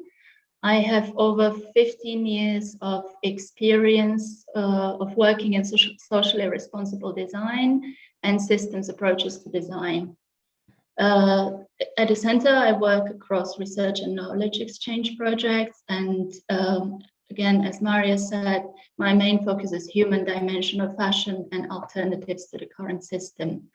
My doctoral research that is now being developed into a book looked at emotional durability in fashion and design for longevity.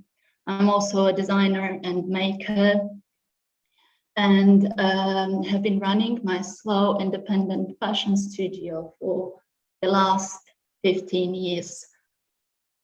My current projects at the Centre explore the connections between agriculture and fashion, including organic fashion systems and regenerative approaches.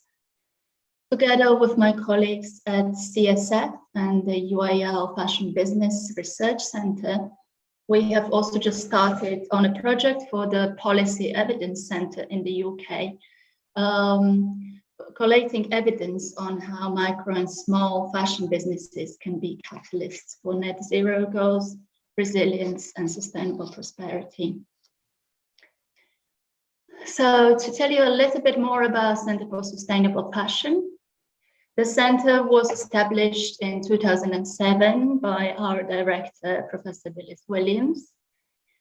And these were the very early beginnings of a wider awareness on fashion's far-reaching social, cultural, and environmental impact. And it's great to see now that 14 years later, we are here talking about sustainable fashion in a much more mainstream way and in so many other places and platforms worldwide. The center has currently about 20 members, and who we are designers, researchers, tutors, communicators, and makers. And our ambition is to walk towards and finding ways for fashion to facilitate, communicate, and embody the means of living well. The center questions and challenges the status quo of fashion and works on a wide range of projects that explore how we can do things differently. Our aim is to contribute to a new industry that does not compromise our future and the future of our grandchildren, as Cressy said also in the panel before. So for me, and I hope for many other people, the uniqueness of the center is that it doesn't only focus on academic research. The center's mission is to balance research, education, and knowledge exchange with the industry. We work with fashion businesses, large and small. I'm pleased to say that 3 of them are actually here today. We inform policy on UK and EU levels and collaborate with NGOs, industry organizations, and education institutions worldwide. One example of our research and knowledge exchange work is our collaboration with Condé Nast International on the Sustainable Fashion Glossary. The glossary aims to improve sustainability literacy among Vogue and Condé Nast editors worldwide, and it also aims to do the same for the wider industry and general public. It is an open source resource, which now includes over 260 terms. It is freely available online in English and more recently also in Chinese. I have had the pleasure to be the lead researcher and writer for the glossary since its very beginnings. And it was great to hear that last week we were awarded the highly commended Green Gown Award for research with impact. So the next project I'd like to briefly mention is our report for the European Commission, which was called Support Report Mapping of Sustainable Fashion Opportunities for SMEs. This was work we did in 2019, and the aim of this piece of work was to map the ecosystems of emerging and well-established sustainable fashion businesses across Europe. Again, EcoAlf and Elvis and Cressy were 2 case studies in this work, so it's great to see that all these connections are now coming in one place today in this great event.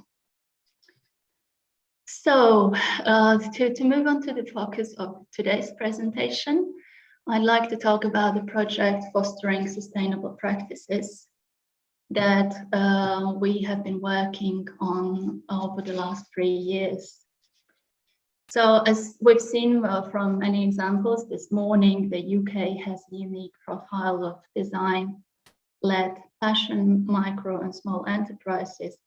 And these businesses are widely recognized on the world stage as drivers of design innovation and inspiration for the fashion industry.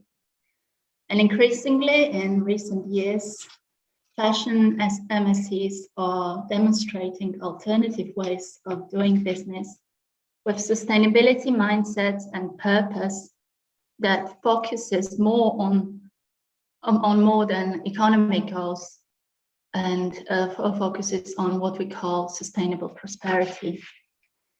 So the Fostering Sustainable Practices project researched and identified the holistic approaches that these pioneering fashion Mscs bring, and the potential for such practices to transform the wider fashion industry.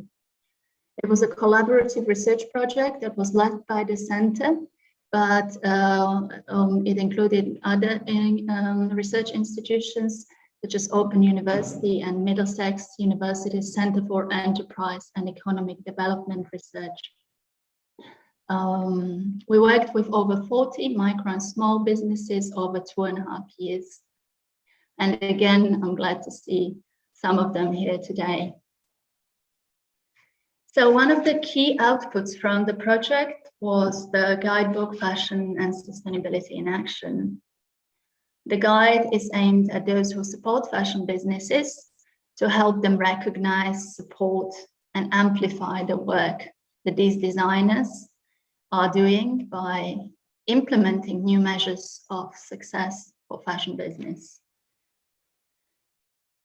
So as we all mentioned actually this morning, and as we are all aware, COP highlighted the gravity of the current climate crisis and also the urgency to act.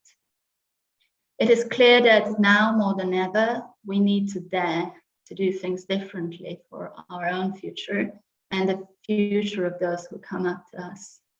As we know, fashion contributes considerably to the environmental harm, which means that it urgently needs to up its game and show that it can increase well-being of people and the planet, rather than act in a way that leads to destruction of communities and ecosystems worldwide.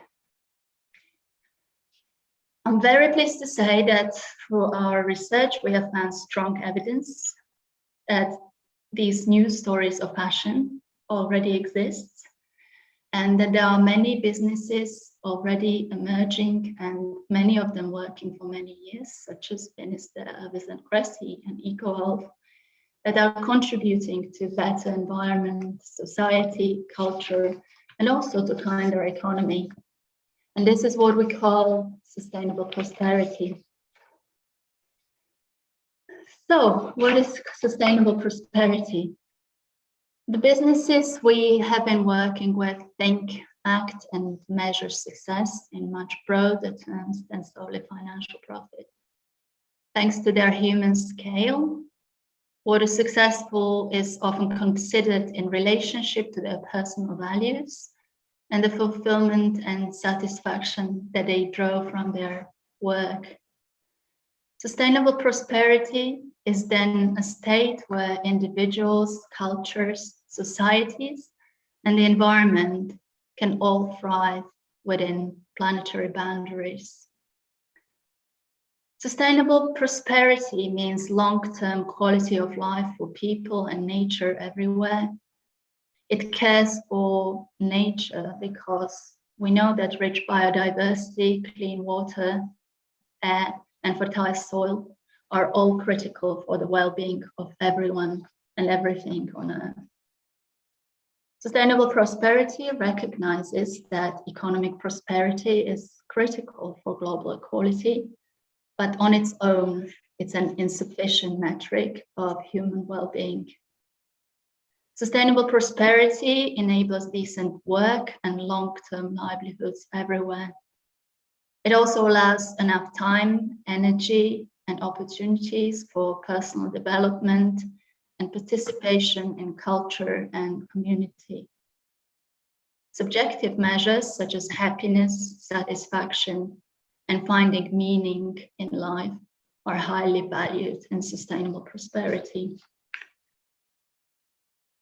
So the motivations and ambitions of the businesses we have been working with often stem from a sense of urgency in the face of climate crisis, and also a dissatisfaction with what the fashion industry currently stands for.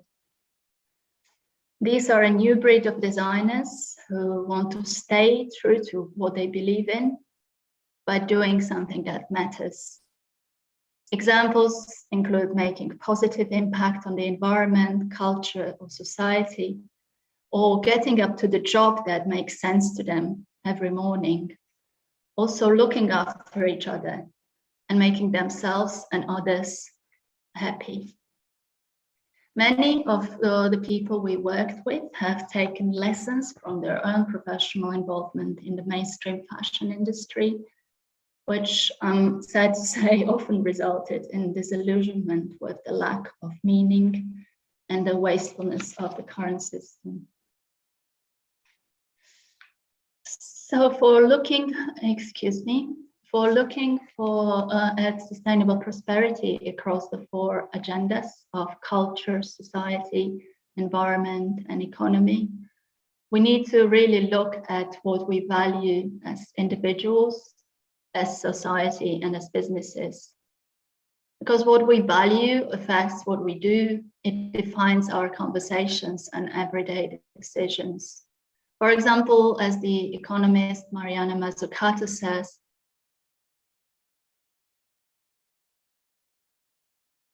in a society where value is defined by price, as long as an activity fetches the price, it is seen as creating value. However, the businesses we worked with are unique in that they value a holistic, integrated approach to sustainability, from making their contributions to all 4 areas of sustainable prosperity.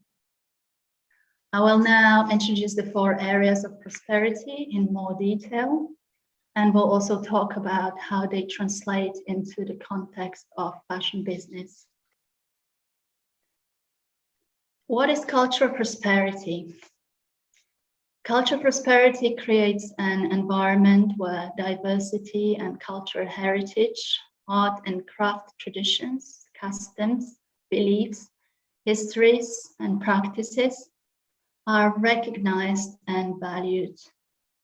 It draws knowledge and creates meaning from multiple places and from diverse ways of living, making, and being.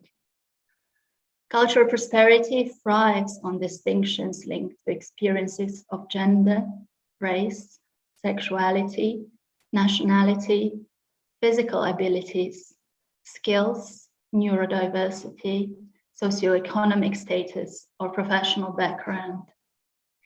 It embraces means of working and production that can benefit from both skilled craftsmanship and technological advances.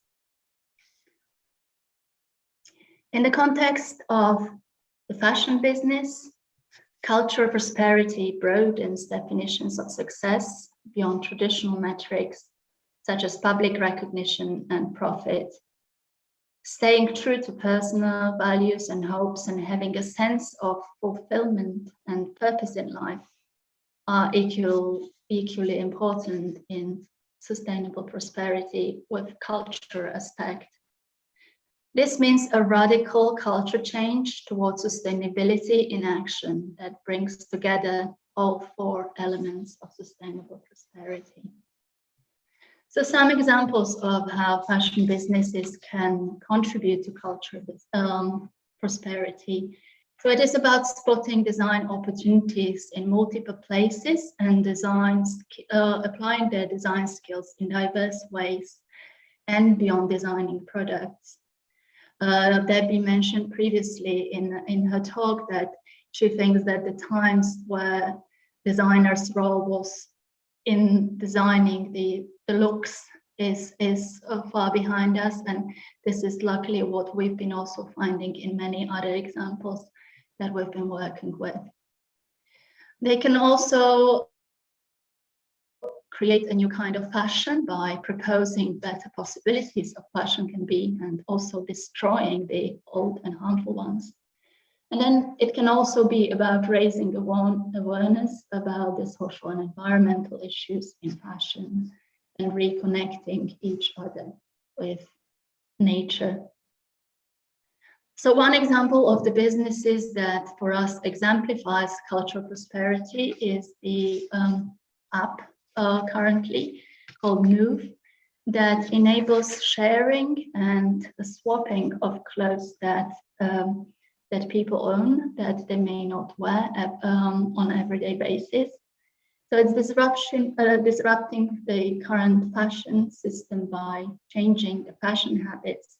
It learns through natural behavior of sharing that exists among friends, such as borrowing, lending, swapping pieces from individual wardrobes. And what is important to say here, and where the distinction of new is maybe that it is doing this initially on very hyper-local level to reduce all the possible impacts of transport. And also it's enabling interpersonal connections between those that are using the app. So when we talk about social prosperity, what we mean is people's ability to interact and collaborate at local, regional, and national, global levels in ways that create social cohesion and mutual respect. Social prosperity considers places, communities, and organizations, both formal and informal, and their prosperity and well-being in present and in the future. Social prosperity applied to fashion business creates a fashion ecosystem that is built on trust, mutual support, collaboration, and what we mentioned many times today, pre-competitive peer-to-peer learning. Care for others and this desire to contribute to community fit along considerations of financial viability. So how can MSCs contribute to social prosperity? So some of the ways would be driving positive impact in their local communities, but also in wider worldwide communities. Securing decent working conditions, not only for their own employees, but also ensuring that these are upheld across their value chain. And then it is about raising awareness of ethical practices and demanding worker welfare standards from all of their collaborators. One great example of such practices is the business called Birdsong that is creating women's wear made locally with people who would otherwise find it challenging to find employment. So it is working with various London communities and women from socially challenged backgrounds, immigrants, and pairing fair London living wage. When we talk about environmental prosperity, we're talking about striving for a balanced, non-destructive, and mutually enhancing coexistence between humans and the natural environment. Environmental prosperity to us is an attitude of care and responsibility for the outcomes of our actions and everyday choices. This means that we constantly reassess the resources we consume, pollute, or irreversibly deplete in meeting our needs, as well as the waste streams that we generate in this process. Environmental prosperity recognizes human connectedness to nature, and it cultivates lifestyles that fit well within the limits of planetary boundaries. When we talk about how businesses can contribute to environmental prosperity, we heard many examples today from businesses who took part in the panel. But to mention some other examples that are also reflected in their work it is about thinking that puts nature first, that recognizes human connection to nature and our dependence on it. It recognizes the urgency of climate emergency as an approach that then leads all design and business decisions. We've seen some great examples of this. And then again, Cressy is the great advocate for reducing use of virgin materials and also reliance on non-renewable resources. And one of the businesses that we worked with that I'd like to mention here is Petit Pli with founder Mario Yassin, some years ago when I was guest editing a special issue of a journal called Utopian Studies on utopian fashion. I heard of Ryan's project that he developed initially as his MA project.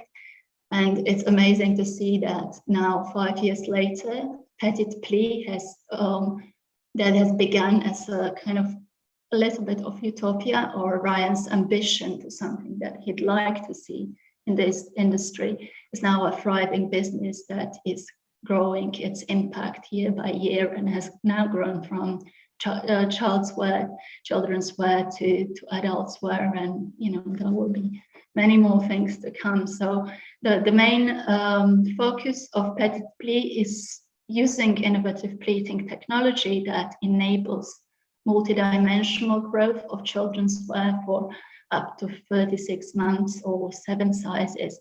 And this is addressing the huge impact that children's wear has because of creating waste that is linked to to the natural process of children's growing. So the last area, but definitely not the least important, is economic prosperity, because if we want to do all this, we also have to prove that it's economically viable. But at the same time, we need to balance all these 4 areas. So economic prosperity enables a long-term balance between the resources that we use and the resources that we create. It is driven by respect for global and intergenerational equity. This requires then economic practices that guarantee decent quality of life and sufficient resources for all, without compromising any of the previous 3 elements of sustainable prosperity: and cultural values, societal belonging, and also the natural environment. Ensuring conditions for livelihoods within agreed boundaries, creating a healthy relationship between employment, productivity, and economic status are all critical conditions of economic prosperity. This creates more resilience in human, environmental, and economic terms. Economic prosperity is underpinned by the awareness that uninhibited economic expansion and sustained global growth are irreconcilable with the finite resources of the planet. To give some examples of how economic prosperity in fashion business can look like, it is about embracing resourcefulness and sufficiency in materials, resources, and income generation. Again, we've seen some great examples of this morning. Also choosing human scale operations and business models that can flexibly adapt to changing circumstances, and models that enable retaining control and authenticity. There were some great examples of this during the COVID-19 crisis, where the small businesses were really very agile and flexible in adapting to the new circumstances. And it's also about diversifying income streams, not relying on a single client or a single source of revenue. The one example of the businesses we worked with is paternity, that is really unique in that it combines material and non-material outputs and designs outputs, but also experiences, services, and systems. And the main mission of the business is creating conditions for well-being and connectivity, and also enabling and helping people's connection to nature.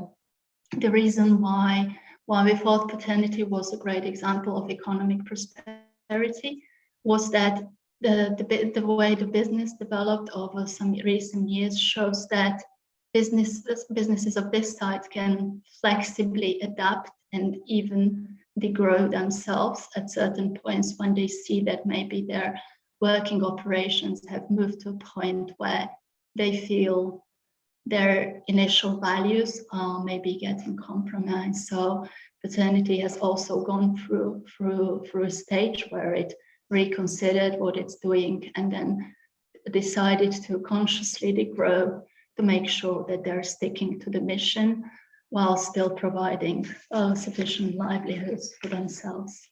So it's about that constant reflection and self-reflection and referring back to the values that underpin the business. So to wrap up my presentation, I'd like to share with you a quote from one of the designers we worked with, Sarah Arnold, who said, "People want to talk about change, and fashion is such a great way to do that." The designers that we worked with are aware of fashion's power to disrupt the status quo, as we've seen through lots of the examples mentioned. And often, as well as designing products, they also design shifts at what fashion can be, how it can be designed and made, and how it can be enjoyed. They do play the game, but at the same time, they are changing the rules along the way. As many of those that we spoke to during the 3 years that we worked on this project said, owning a business is not always being a designer, because a good deal of one's time may need to be spent on other activities. But what running a micro or small fashion business always is, it is translating a vision. It gives people voice for a better kind of fashion. And that is what we all need to see and work towards to really actively now. So for those of you who may be interested in a much more extended version of our guidebook, the guidebook is freely available for download from the Fostering Sustainable Practices Hub, where you can also find videos and any sort of additional materials that we've produced during the project, and more materials will be added. That is all from me today. Thank you very much for your attention, and please do get in touch with any questions or queries. Thank you. Thank you very much, Mila, for such an interesting presentation and for presenting the sustainable prosperity concepts and case studies as well. We are going to leave the questions for the end of this panel, and now we are going to introduce our next speakers from the University of the Arts London Fashion, Textiles and Technology Institute. And we've got Professor Jane Harris, Professor of Digital Design and Innovation and Director of the Fashion, Textiles and Technology Institute. And we have Professor Kate Goldsworthy, Co-Director of Centre for Circular Design and Deputy Director of the Business of Fashion, Textiles and Technology Creative R&D Partnership in the University of the Arts London. And today, the presentation is on fashion, textiles and technology ecosystem and industry challenges and opportunities. Hello, Kate. I can see you on screen. I can't see Jane. Let's see if we can. Are you there, Jane?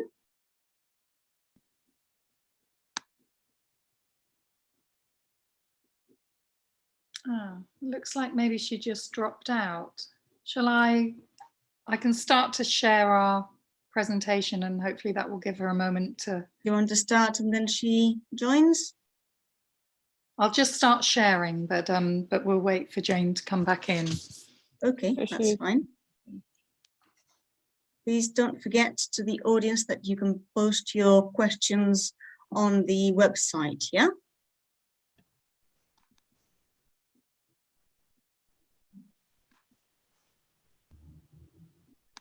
Kate, you.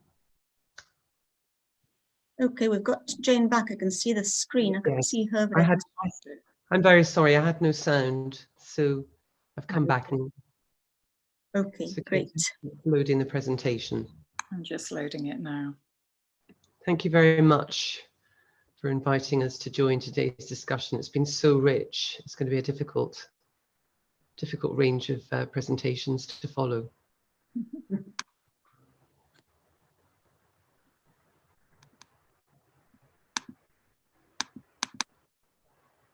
It's just opening and I will go full screen. Thank you. Is that okay? That's fine. Thank you. Perfect. Thank you. So as I said, thank you very much, everybody, for inviting us to join this conversation today. And it's an incredibly important time. I think we all feel, judging by the presentations so far, which have just been incredible. My name's Jane Harris, Professor Jane Harris at University of the Arts, London. I'm director of the newly launched Fashion, Textiles and Technology Institute. And I also lead on a project called the Business of Fashion, Textiles and Technology, which I'll talk about in the presentation. And joining me is Professor Kate Goldsworthy, who will introduce herself later on in the presentation at an optimum time, and we'll be discussing some of the work that we've been doing with SMEs, many of whom are here, which is wonderful. And we'll take you through the presentation. I'll ask Kate to change the slides for me. So Kate, if you could, next slide, please.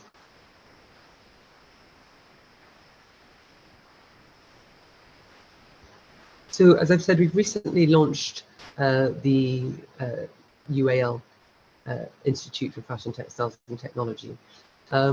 This is on the back of an initiative that I'll explain in a moment, but what I thought it would be interesting to just cover very briefly is fundamental partnership that we've just established in the last couple of years with Bilbao City Council and UAL Creative City, which is incredibly exciting, I think, and particularly given this discussion, the potential for this partnership is really significant for many reasons.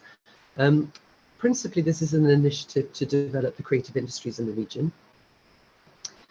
There will obviously be opportunity to develop exchange of expertise with, in terms of Bilbao's objectives, this being one of Europe's most ambitious regeneration projects, and to create opportunities in particular around sustainable change and innovation. And these activities will span knowledge transfer, research, and academic collaborations to come. And the initiative in many ways, interestingly, mirrors the development process that UAL and its new estates is going through, in particular with East Bank, which I'll explain briefly. Next slide, please.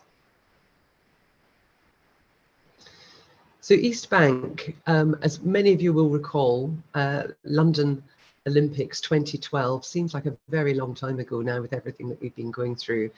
But as legacy to the Olympics, there's been an incredible regeneration project as a commit following the Olympics since that time. So you'll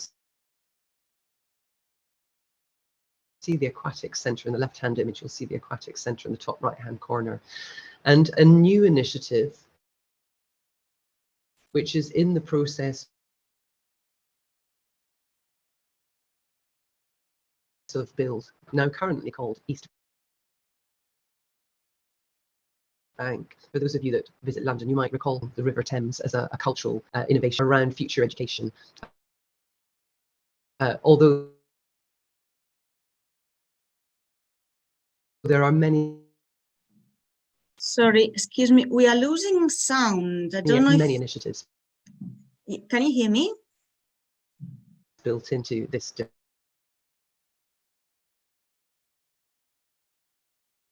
development, which is actually huge. And I have to say this image is a snapshot of a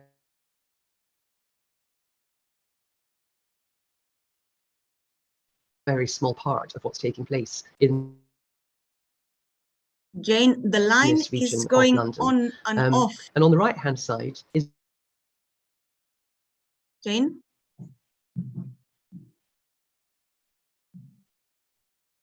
a fashion building which will be opening up in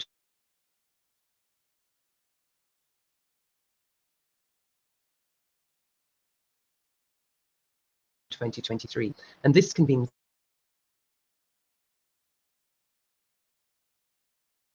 seven.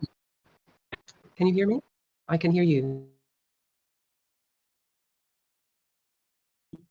Jane, the line is going on and off. We can't hear you properly. Jane? I think we've Hello. Hello. Hi, Hello. Maria. Sorry, Jane is having a bit of technical difficulties. Yes. As am I, because my camera is not working. But let me just I'll guide you through the can't hear rest of me. her slides, and I'll guide her through the rest of your slides before Kate takes over until Jane sees whether she can work out her sound. And sincere apologies about that. As I said, we're plagued with technical difficulties this morning. That's on fine. so many levels. No? Don't worry, technology is like that. Don't worry, please do Thank what you so much. best Thank you for can. understanding. Yeah, Kate, do you mind posting the next of course. next slide, since you are in charge navigating the presentation? Yeah.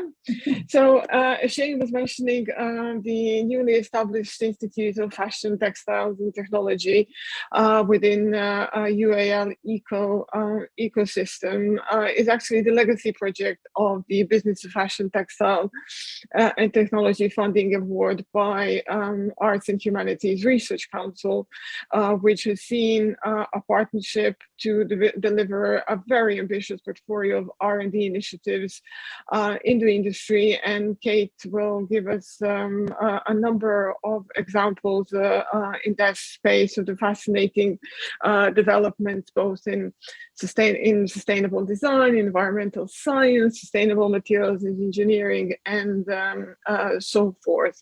Our project of Business, Fashion, Textiles and Technology includes very large partnership with the number of other universities here in the UK, like Loughborough University, University College London, Queen Mary, University of Cambridge, University of Leeds, and of course Victoria and Albert Museum.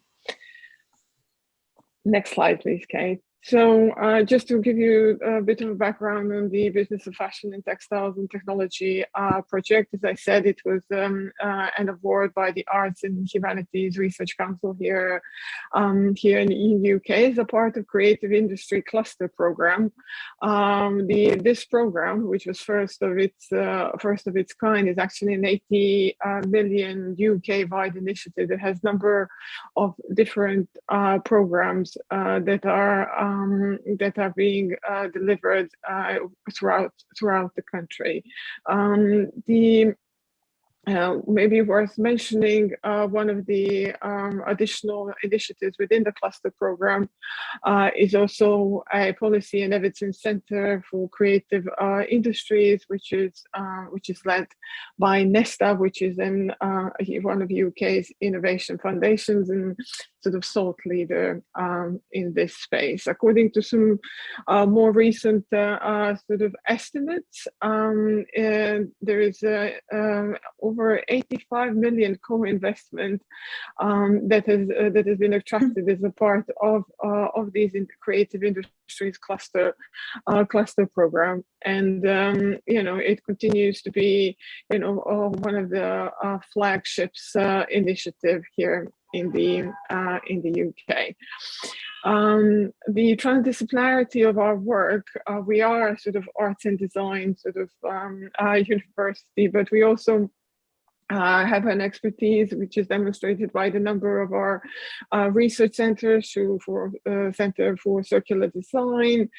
You've all sort of met Mila, who is from Center for Sustainable Fashion, but we also have research centers in fashion business research, digital anthropology, and textiles future community, research community, all of which are really pertinent for this topic and who can deliver a lot of groundbreaking work in this space.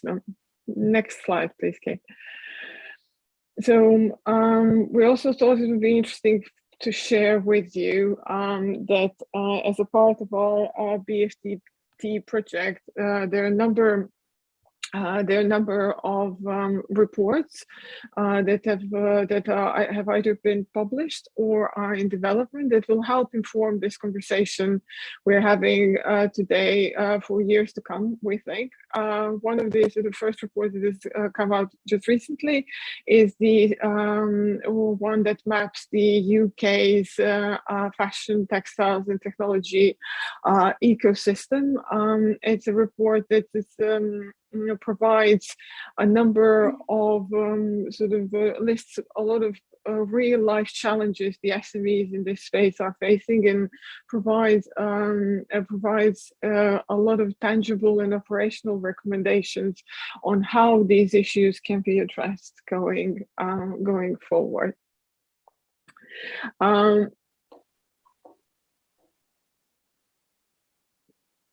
Okay, do you want to talk a bit about this part? Yeah, thank you. Can. Aside from the sort of the SME R&D support program that I'll be talking about in a bit more detail next, we've also got a series of research challenges that are based on our industry and our academic partnerships. So everything from remodeling fashion design practices and business models for sustainability, which is run from the Centre for Sustainable Fashion, and also with Cambridge University, through to reimagining the consumer and retail experience, which is a highly complex digital project with the V&A and Halician, and that's one that Jane's leading on. Tackling the industry reliance on synthetic and oil-based materials is a project I've been leading in collaboration with Kukri, a very large sportswear manufacturer and brand. Rethinking material resources, looking at more of the biomaterial space, which is a project working with Caracol, one of the companies I'll be talking about later. And we've just begun a program around future making and manufacturing, which will be in very close collaboration with John Smedley and Clark. So really we're trying to cover the I guess the whole scope from advertising to agriculture in this program of the textile and fashion industry in all its complex facets. Shall I just keep going for these last couple, Nadia? And then I can... Yeah, and then I'll talk about British Council, and then you can, yeah. I think we've got Jane on the line again, just in case you want. She sent me a message, just in case you want to. Jane, do you want to step in for these last two? Can you hear me? Yes, perfectly. Brilliant. Okay, that's my main question. Thank you both. So one of the core delivery components of the Business of Fashion, Textiles and Technology Award with our HEI partners, Queen Mary, Cambridge University, Leeds, Loughborough, and University College London and V&A, has been delivery of a 2.8 million SME R&D programme. This really was something that we identified back in 2016 as being critical for SMEs at this point in time, that we recognised that SMEs seem to have very limited agency in defining the research and knowledge exchange objectives, particularly in relation to technology opportunities. And so we established a programme which is based on a wonderful programme that the UK has supported for over 35 years called Knowledge Transfer Partnership, and rather augmented that idea as a programme specifically for this range of industries, and then built around that a bespoke range of support, working with our research centres that you've heard described and our HEIs to provide provision from 6 months to a year-long projects for a range of SMEs. Approximately 35 will have been supported by 2023. And this really has been a unique, I would say, initiative that we've put in play that BFTT has afforded us. So those projects are in many different forms, materially driven, digitally driven, all kinds of new initiatives that are a range of SMEs from across the UK. So these aren't London-based. Some are predominantly, but many of them come from right across the UK. We had 3 open calls.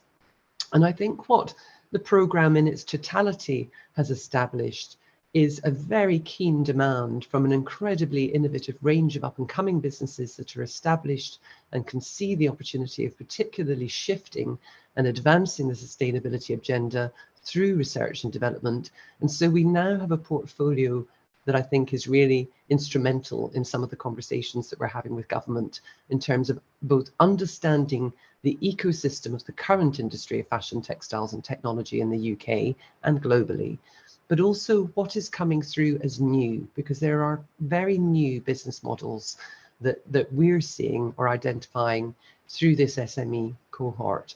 And we weren't quite sure, I have to admit, what to expect initially when we set up this programme. We've had over 300 applications throughout the programme series. We have a network to work through with UK Fashion and Textiles and British Fashion Council of about 2,500 companies. So we've really been able to, extend the reach of this programme in many different forms.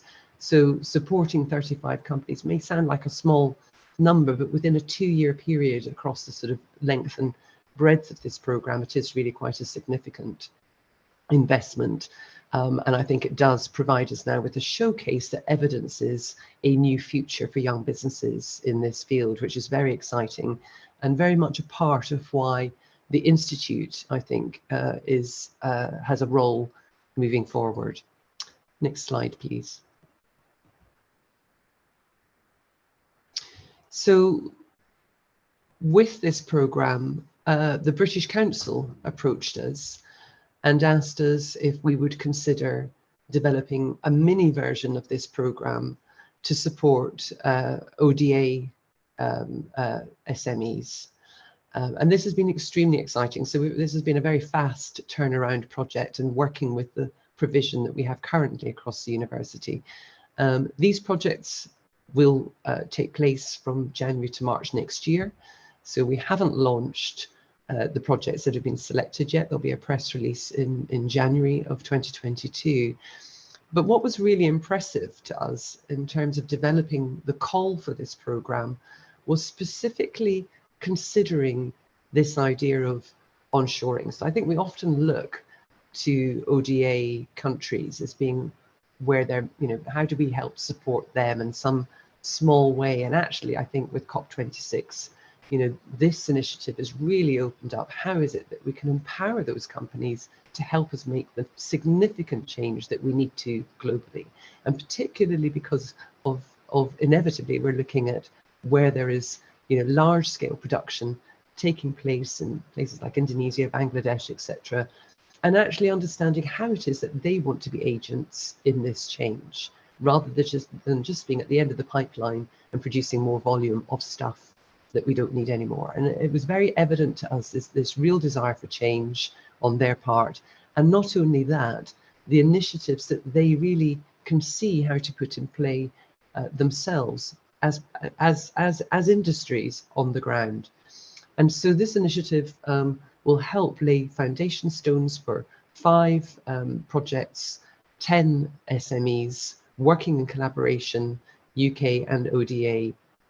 And as I said, will be commencing in the early part of 2022. So it's a great opportunity that we've had to sort of convert the SME R&D programme into something quite different. It's taken a different level of consideration, but I think that the opportunity arising from this and the network that we will achieve just through this cohort alone, and how we might build that moving forward with the British Council, who are one of our partners at East Bank, is essentially the sort of aim of the initiative in its inception. This will also feed into the second version of the report that Nadia mentioned, which, if I just cover that briefly, what we identified in the UK was that whilst there are many reports around the fashion and textiles industry generally, there actually wasn't a report that would describe to government what it is that this industry constitutes.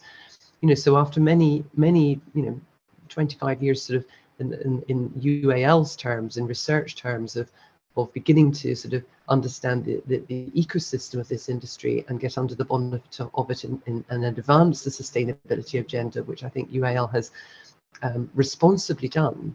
given that we have 7,500 students working in fashion, textiles and technology, it really is a huge responsibility to ensure that we are clear that our graduates are coming out, completing their study with the sustainability agenda absolutely embedded in their study. And that's what makes research centres such as Centre for Circular Design and Centre for Sustainable Fashion absolutely fundamental within the UAL portfolio. And in that respect, having an institute which then convenes this cohort and can amplify both the awards that we've had the privilege of supporting, the partnerships that we have been developing, both within the kind of East Bank context, but also nationally and internationally, really gives us a very unusual position, I think, to be able to build out on some of this work. And the key to this, and I think this was mentioned earlier in one of the presentations, is education at every level. So what we're not doing is working at a research level that isn't accessible. This is very accessible. The intention for the Institute is to be very accessible, to be working with further education and schools, not just at high level of PhD. It's how do we integrate and bring the knowledge of research as quickly as possible to every level of education, really is the aim of the Institute moving forward, both nationally and internationally. So we're at very exciting times. I'm going to hand over to Kate, who will take us through some of the work that we've been doing with the SMEs so that you can see directly some of the initiatives that we've been able to support to date. Thank you. That's great. Thank you, Jane. So really exciting to be here taking part in this event today and to have the opportunity of sharing some of these research and industry-led projects from UAL through this portfolio. And really, I think one of the first things I want to start by saying is what is the vision of circularity, and the fact that it's based upon, for us, a world where regenerative, restorative material solutions are at the heart of our material world. So as designers, we want to create new and compelling visions for the way in which products are created, used and recovered. And that circularity is really, in essence, a systems problem. It requires us to think about the objects we design as journeys or stories, and essential to its practice is this ability to keep materials in use throughout multiple cycles of the value chain. The first major hurdle being the ability to transcend a moment of material death as an opportunity for rebirth, and once connected, the continued mission to improve and refine those material stories into the lightest possible impact. Within this circular materials space, I think we're at an incredible moment in time, and I think on the very brink of a material revolution, close to a tipping point of scaled up technology, such as those you've heard from Warren again earlier today, providing a truly circular potential for textile materials. If we look back as far as 6000 BC, right up to the start of the 20th century, we had only 5 fiber sources, all based on agriculture, minimal mechanical processing. But during the 100 years of the 20th century, the development of synthetics and semi-synthetics revolutionized and democratized in many ways the textile world and gave us all of the materials we pretty much still rely on today. If we look forward to what's next, what's the future materials landscape we'll be working with, I think the focus is really on what we can do with waste.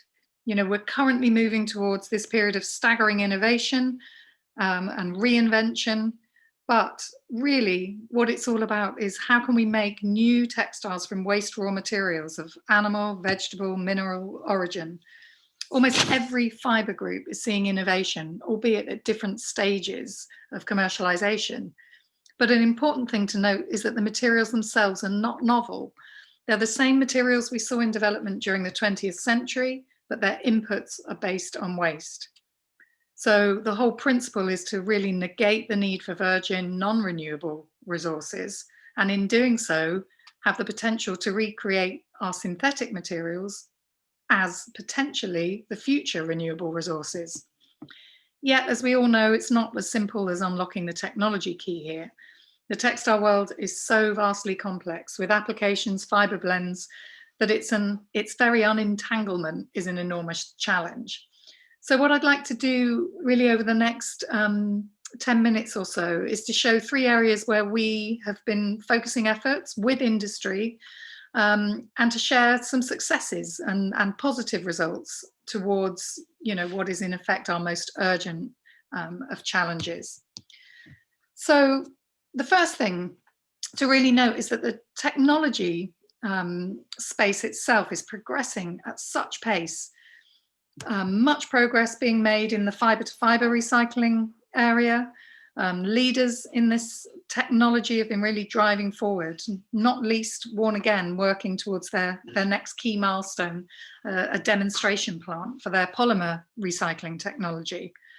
Also, other materials being recovered by Lenzing, Ambercycle, Infinited Fibre, Renewcell. Recover have already begun scaling up their technology to include both pre and post-consumer waste inputs, aiming to include post-consumer waste as more than 40% of their input by 2025. This would mean recycling around 425 million garments and increasing its production to 200,000 metric tons of recycled cotton fibre per year. The industry is really waiting for scaling up of all of these technology solutions for the next step change to be possible. But we shouldn't overlook the innovation that's happening in existing technologies that can help us with our circular goals today. So 2 of the projects that we've been working with as part of the BFTT project are Inuyo and Project Plan B. And they're both in their own ways looking at innovation in mechanical recycling. Inuyo focused very much on the wool industry.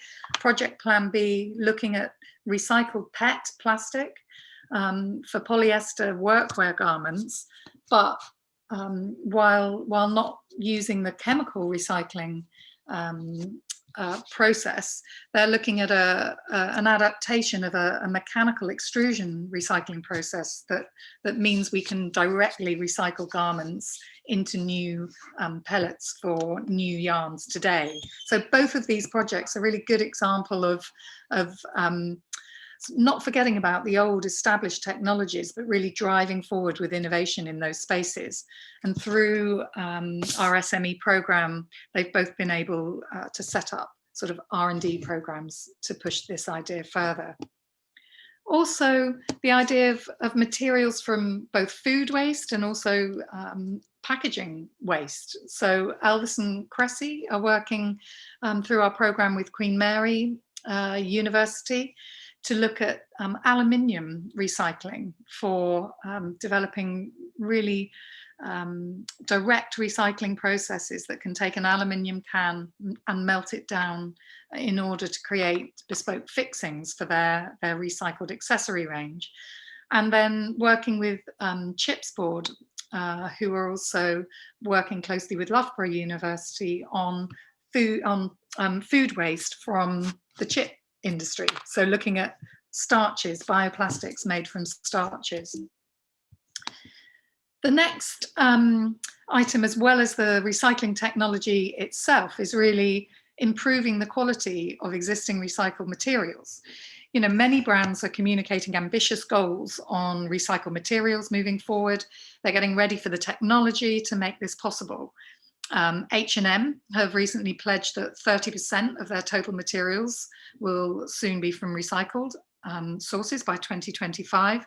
Caring has also published an ambitious circularity program with strong commitments such as zero microfiber leakage by 2030, zero unsold product destruction.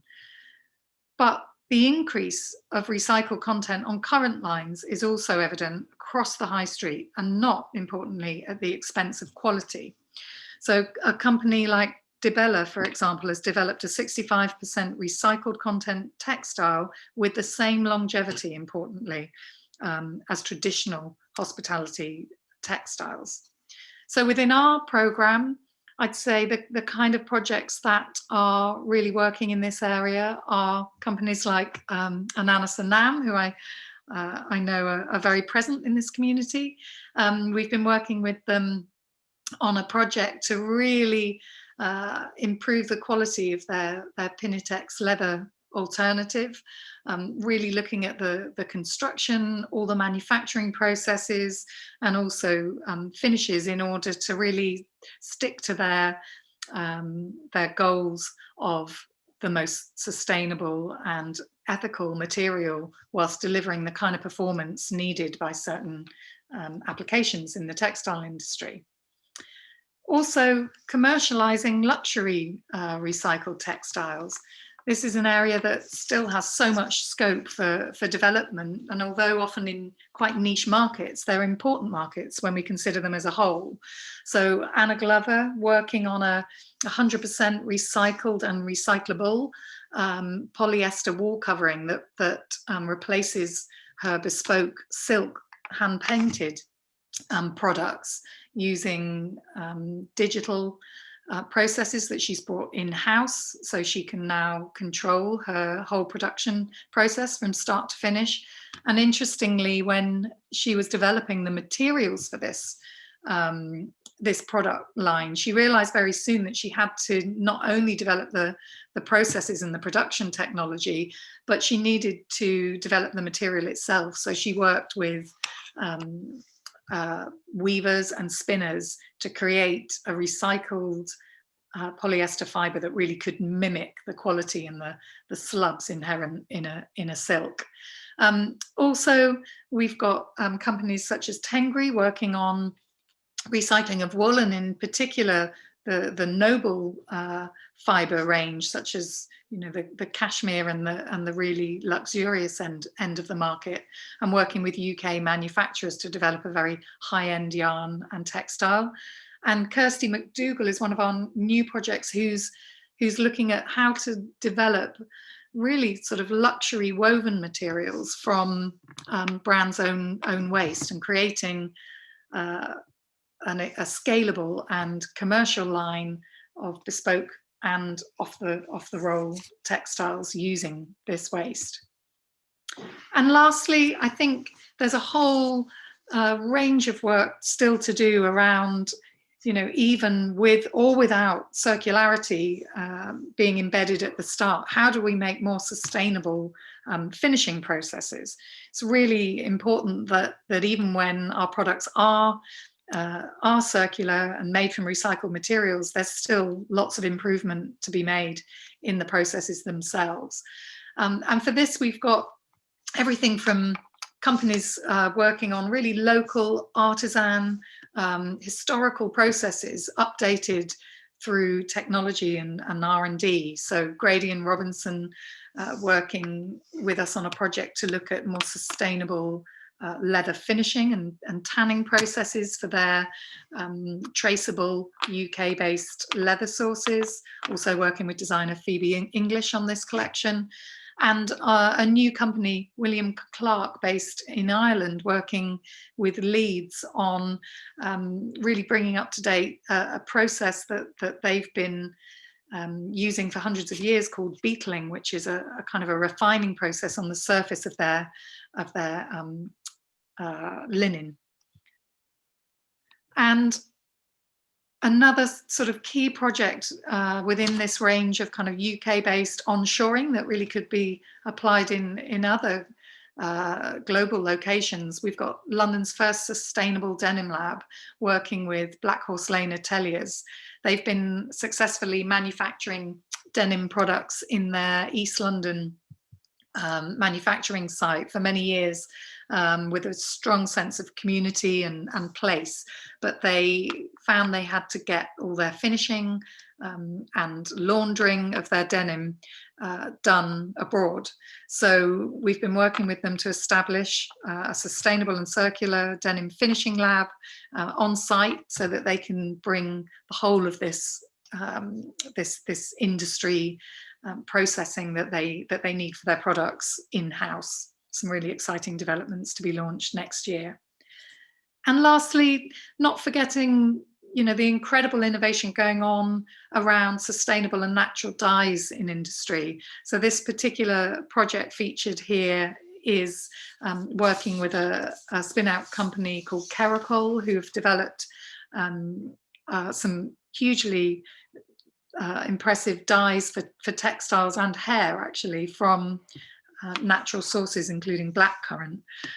So really the project with them is around not only developing the processes and the dyes themselves, which they've been working on over the last few years, but also in understanding where the impact savings are really being felt with these kinds of technologies. You know, being able to quantify and understand where in the system there are benefits and advantages to be had from these kinds of processes reaching maturity and commerciality.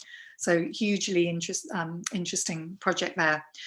So just to wrap up, so we have time for questions and to focus hopefully on the positive challenges that we see happening and moving forward. And this was based on some work we've done that's been embodied by World Circular Textiles Day, which is really around celebrating this kind of scale and improvement. So more technology scaling up, more take up of high quality recycled materials, more circularity designed in at the start, more joining up of circular stakeholders, and importantly, more waste textiles saved from landfill. And I'd just like to close our presentation there. And thank you for your patience with our technology issues. Thank you so much. Thank you, Kate. Thank you, Jane. And thank you, Nadia, for stepping in as well with technology. And now we would like to open the floor for a couple of questions we have on our chat. Mila, if you can come back as well, because you might be able to answer the questions. I'm going to read the first question, which is, how do you see the future of textiles? Which ones do you think will disappear and which ones will stay? It's an open question for Jane, for Mila, for Kate. We can probably do can you hear me okay? I'm now really paranoid. Yes, we can hear you. We can't see you, but we can hear you. The camera's on. Anyway, so I think we can do a bit of a double act, Kate and I, on this. I think what's become resoundingly clear actually is, very obviously the potential for wool, and I think that that as a material, it's so underestimated. I think to some extent, those that aren't in the know, those that don't know this field, and particularly, I think this is where education is really key. At every level, actually, there isn't any one entity I would want to pull out. I think sometimes materials like wool look so old-fashioned that actually, reigniting the understanding of the potential of that material and the sustainability properties already built into it from every stage of production, quite literally, to then how it might be applied. And so many of the projects we've been supporting actually, and all kinds of different projects, both UK and international, have really shown some tremendous promise in terms of their application. And there's too short a time really to go into the range. But then what's interesting actually is then connecting with key brands, whether it's a shoe company or a fashion company or whatever, because they really are genuinely seeking these kinds of alternatives. So we definitely can see the market potential in materials such as wool, and there aren't many that you can draw upon that genuinely don't harm the planet. So I would say that's one thing. There are probably many that we need to get rid of, and I'm going to hand over to Kate on that one because she's probably got a long list that she's burning to share. But well, I think, I mean, the amazing thing, of course, about wool is that it's kind of nature's performance fiber in a way, and so many synthetics are really trying to emulate wool in the first place. But I think, interestingly, I don't know if it's about getting rid of fibers. I mean, as I said, we're really still using the same fibers that were developed, quite a while ago. The real change will be how we source the raw materials, where that comes from, and how we process fibers cleanly, and perhaps how we use fibers in the most appropriate ways. There are certain uses within the textile industry, not just fashion, where, for example, polyester is hugely beneficial in sustainability terms. But the key is, we have to treat it like the precious material it is and retain its value and recycle it effectively at the end of life, so that then the kind of materials like wool, like organic cotton, the really luxurious ends of the market can be celebrated in the spaces that they really serve best. So I would say, doing what we do now much better, and using fibers really for their star qualities.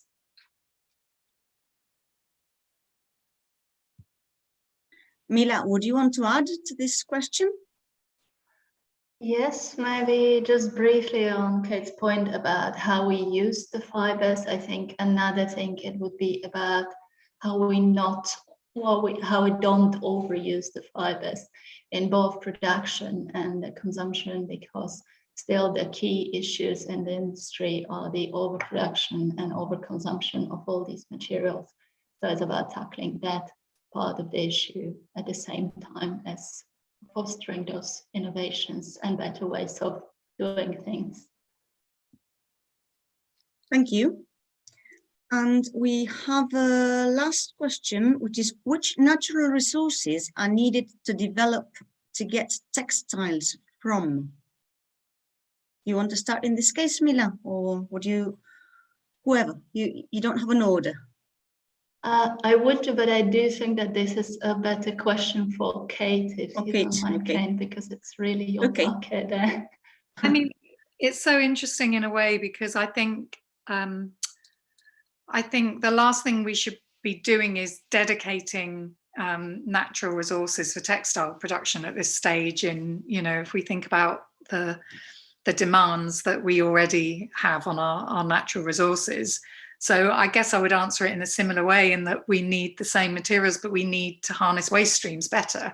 And those waste streams can be natural, or they can be technical waste streams. So for example, the proliferation of new innovation in food waste fibers is hugely exciting, because it means, we're not purely growing crops for textiles. We're getting our food outputs from the land, whilst not creating further waste. And I think the Piñatex story is such a fantastic example of that, because they're not growing pineapples to make textiles, all of our favorite brand. They are very much looking not only at the material, but also the ethical and the social implications of the work they do and the impact they have across the globe. And I think that's something that a lot of material developers should think about, follow the thread literally back to its origin, and make sure you're not creating harm along it. And I think that's one of, hopefully, I know Jane was mentioning our British Council projects. I think that's one of the most exciting thing about those, that they are literally collaborations between global partners to really get that multiple view on development.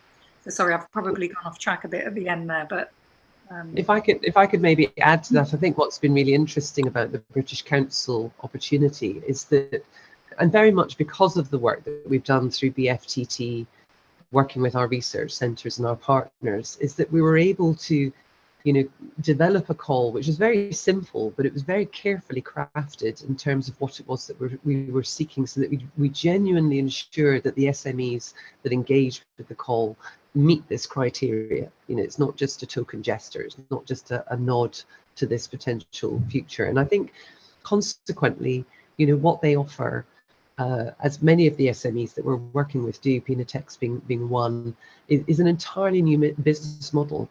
And I think understanding that business model, again, thinking about some of the messages that Mila has shared with us, shifting this understanding of what consumption is. Black Horse Lane Ateliers, a denim production company in London, for example, actually ask you not to buy more than one pair of their jeans, i.e. one pair of their jeans should be enough for your life cycle. And that thinking is so brave for a company. you know, really laying down on the table a sort of consciousness, a mode of consciousness from the outset of the engagement with you, and then working with the community, bringing them into their production methods, linking them into, you know, they're looking at growing indigo locally in London, and connecting the local community to the offer of food, and with a cafe within the sort of manufacturing context that they work. So really shape-shifting the whole experience of what fashion and textiles is. That's what we're beginning to see. These new business models are so fascinating. And I think what's wonderful about textiles in general, you know, I think Kate and I both come from textiles backgrounds in particular, is that the very nature of making fabric is a sort of weaving or a compositing or a knitting process. And part of that has a sort of mindfulness to it, a drawing of community together and communing in that process. And I think the more we consider that as a prospect for the future of what fashion and textiles is, the more we're more likely to achieve the objectives that we need to, that's going to help the planet. It's a fascinating time, but my goodness, we need to sort of relearn a lot of skills that many of us have lost. You know, that's a prospect in unto itself. Thank you, Jane. Thank you, Jane. Thank you, Kate. Thank you, Nadia, who are, I know that you're in the shadow. Thank you, Mila, so much. You know that with your creative partnership with Bilbao, UAL is always a little bit, I'm a bit biased there. But now, really, a big thank you to all our speakers at our first sustainable consumption event, which we have had to do virtually. Thank you, Sarah. Thank you, Celia, Grace, Debbie, Nick, and Mila, and Jane, and Kate, and Nadia. Really grateful. As we said at the beginning, we don't want this to be a one-off. We want to continue working and collaborating with you. To our audience, we would like to tell them that we are here to make introductions and collaborations. So that's what we are about. And I can see my colleagues putting their cameras on. Carolina, don't be shy. Okay, so we've got Ignacio, Bea, Lucia, we've got all of you. So thank you so much for being here today, once again. And I hope to see you soon. Thank you. Just one thing, Maria, for the audience. Yes. If anybody needs our email addresses, because we were going to put them and we haven't.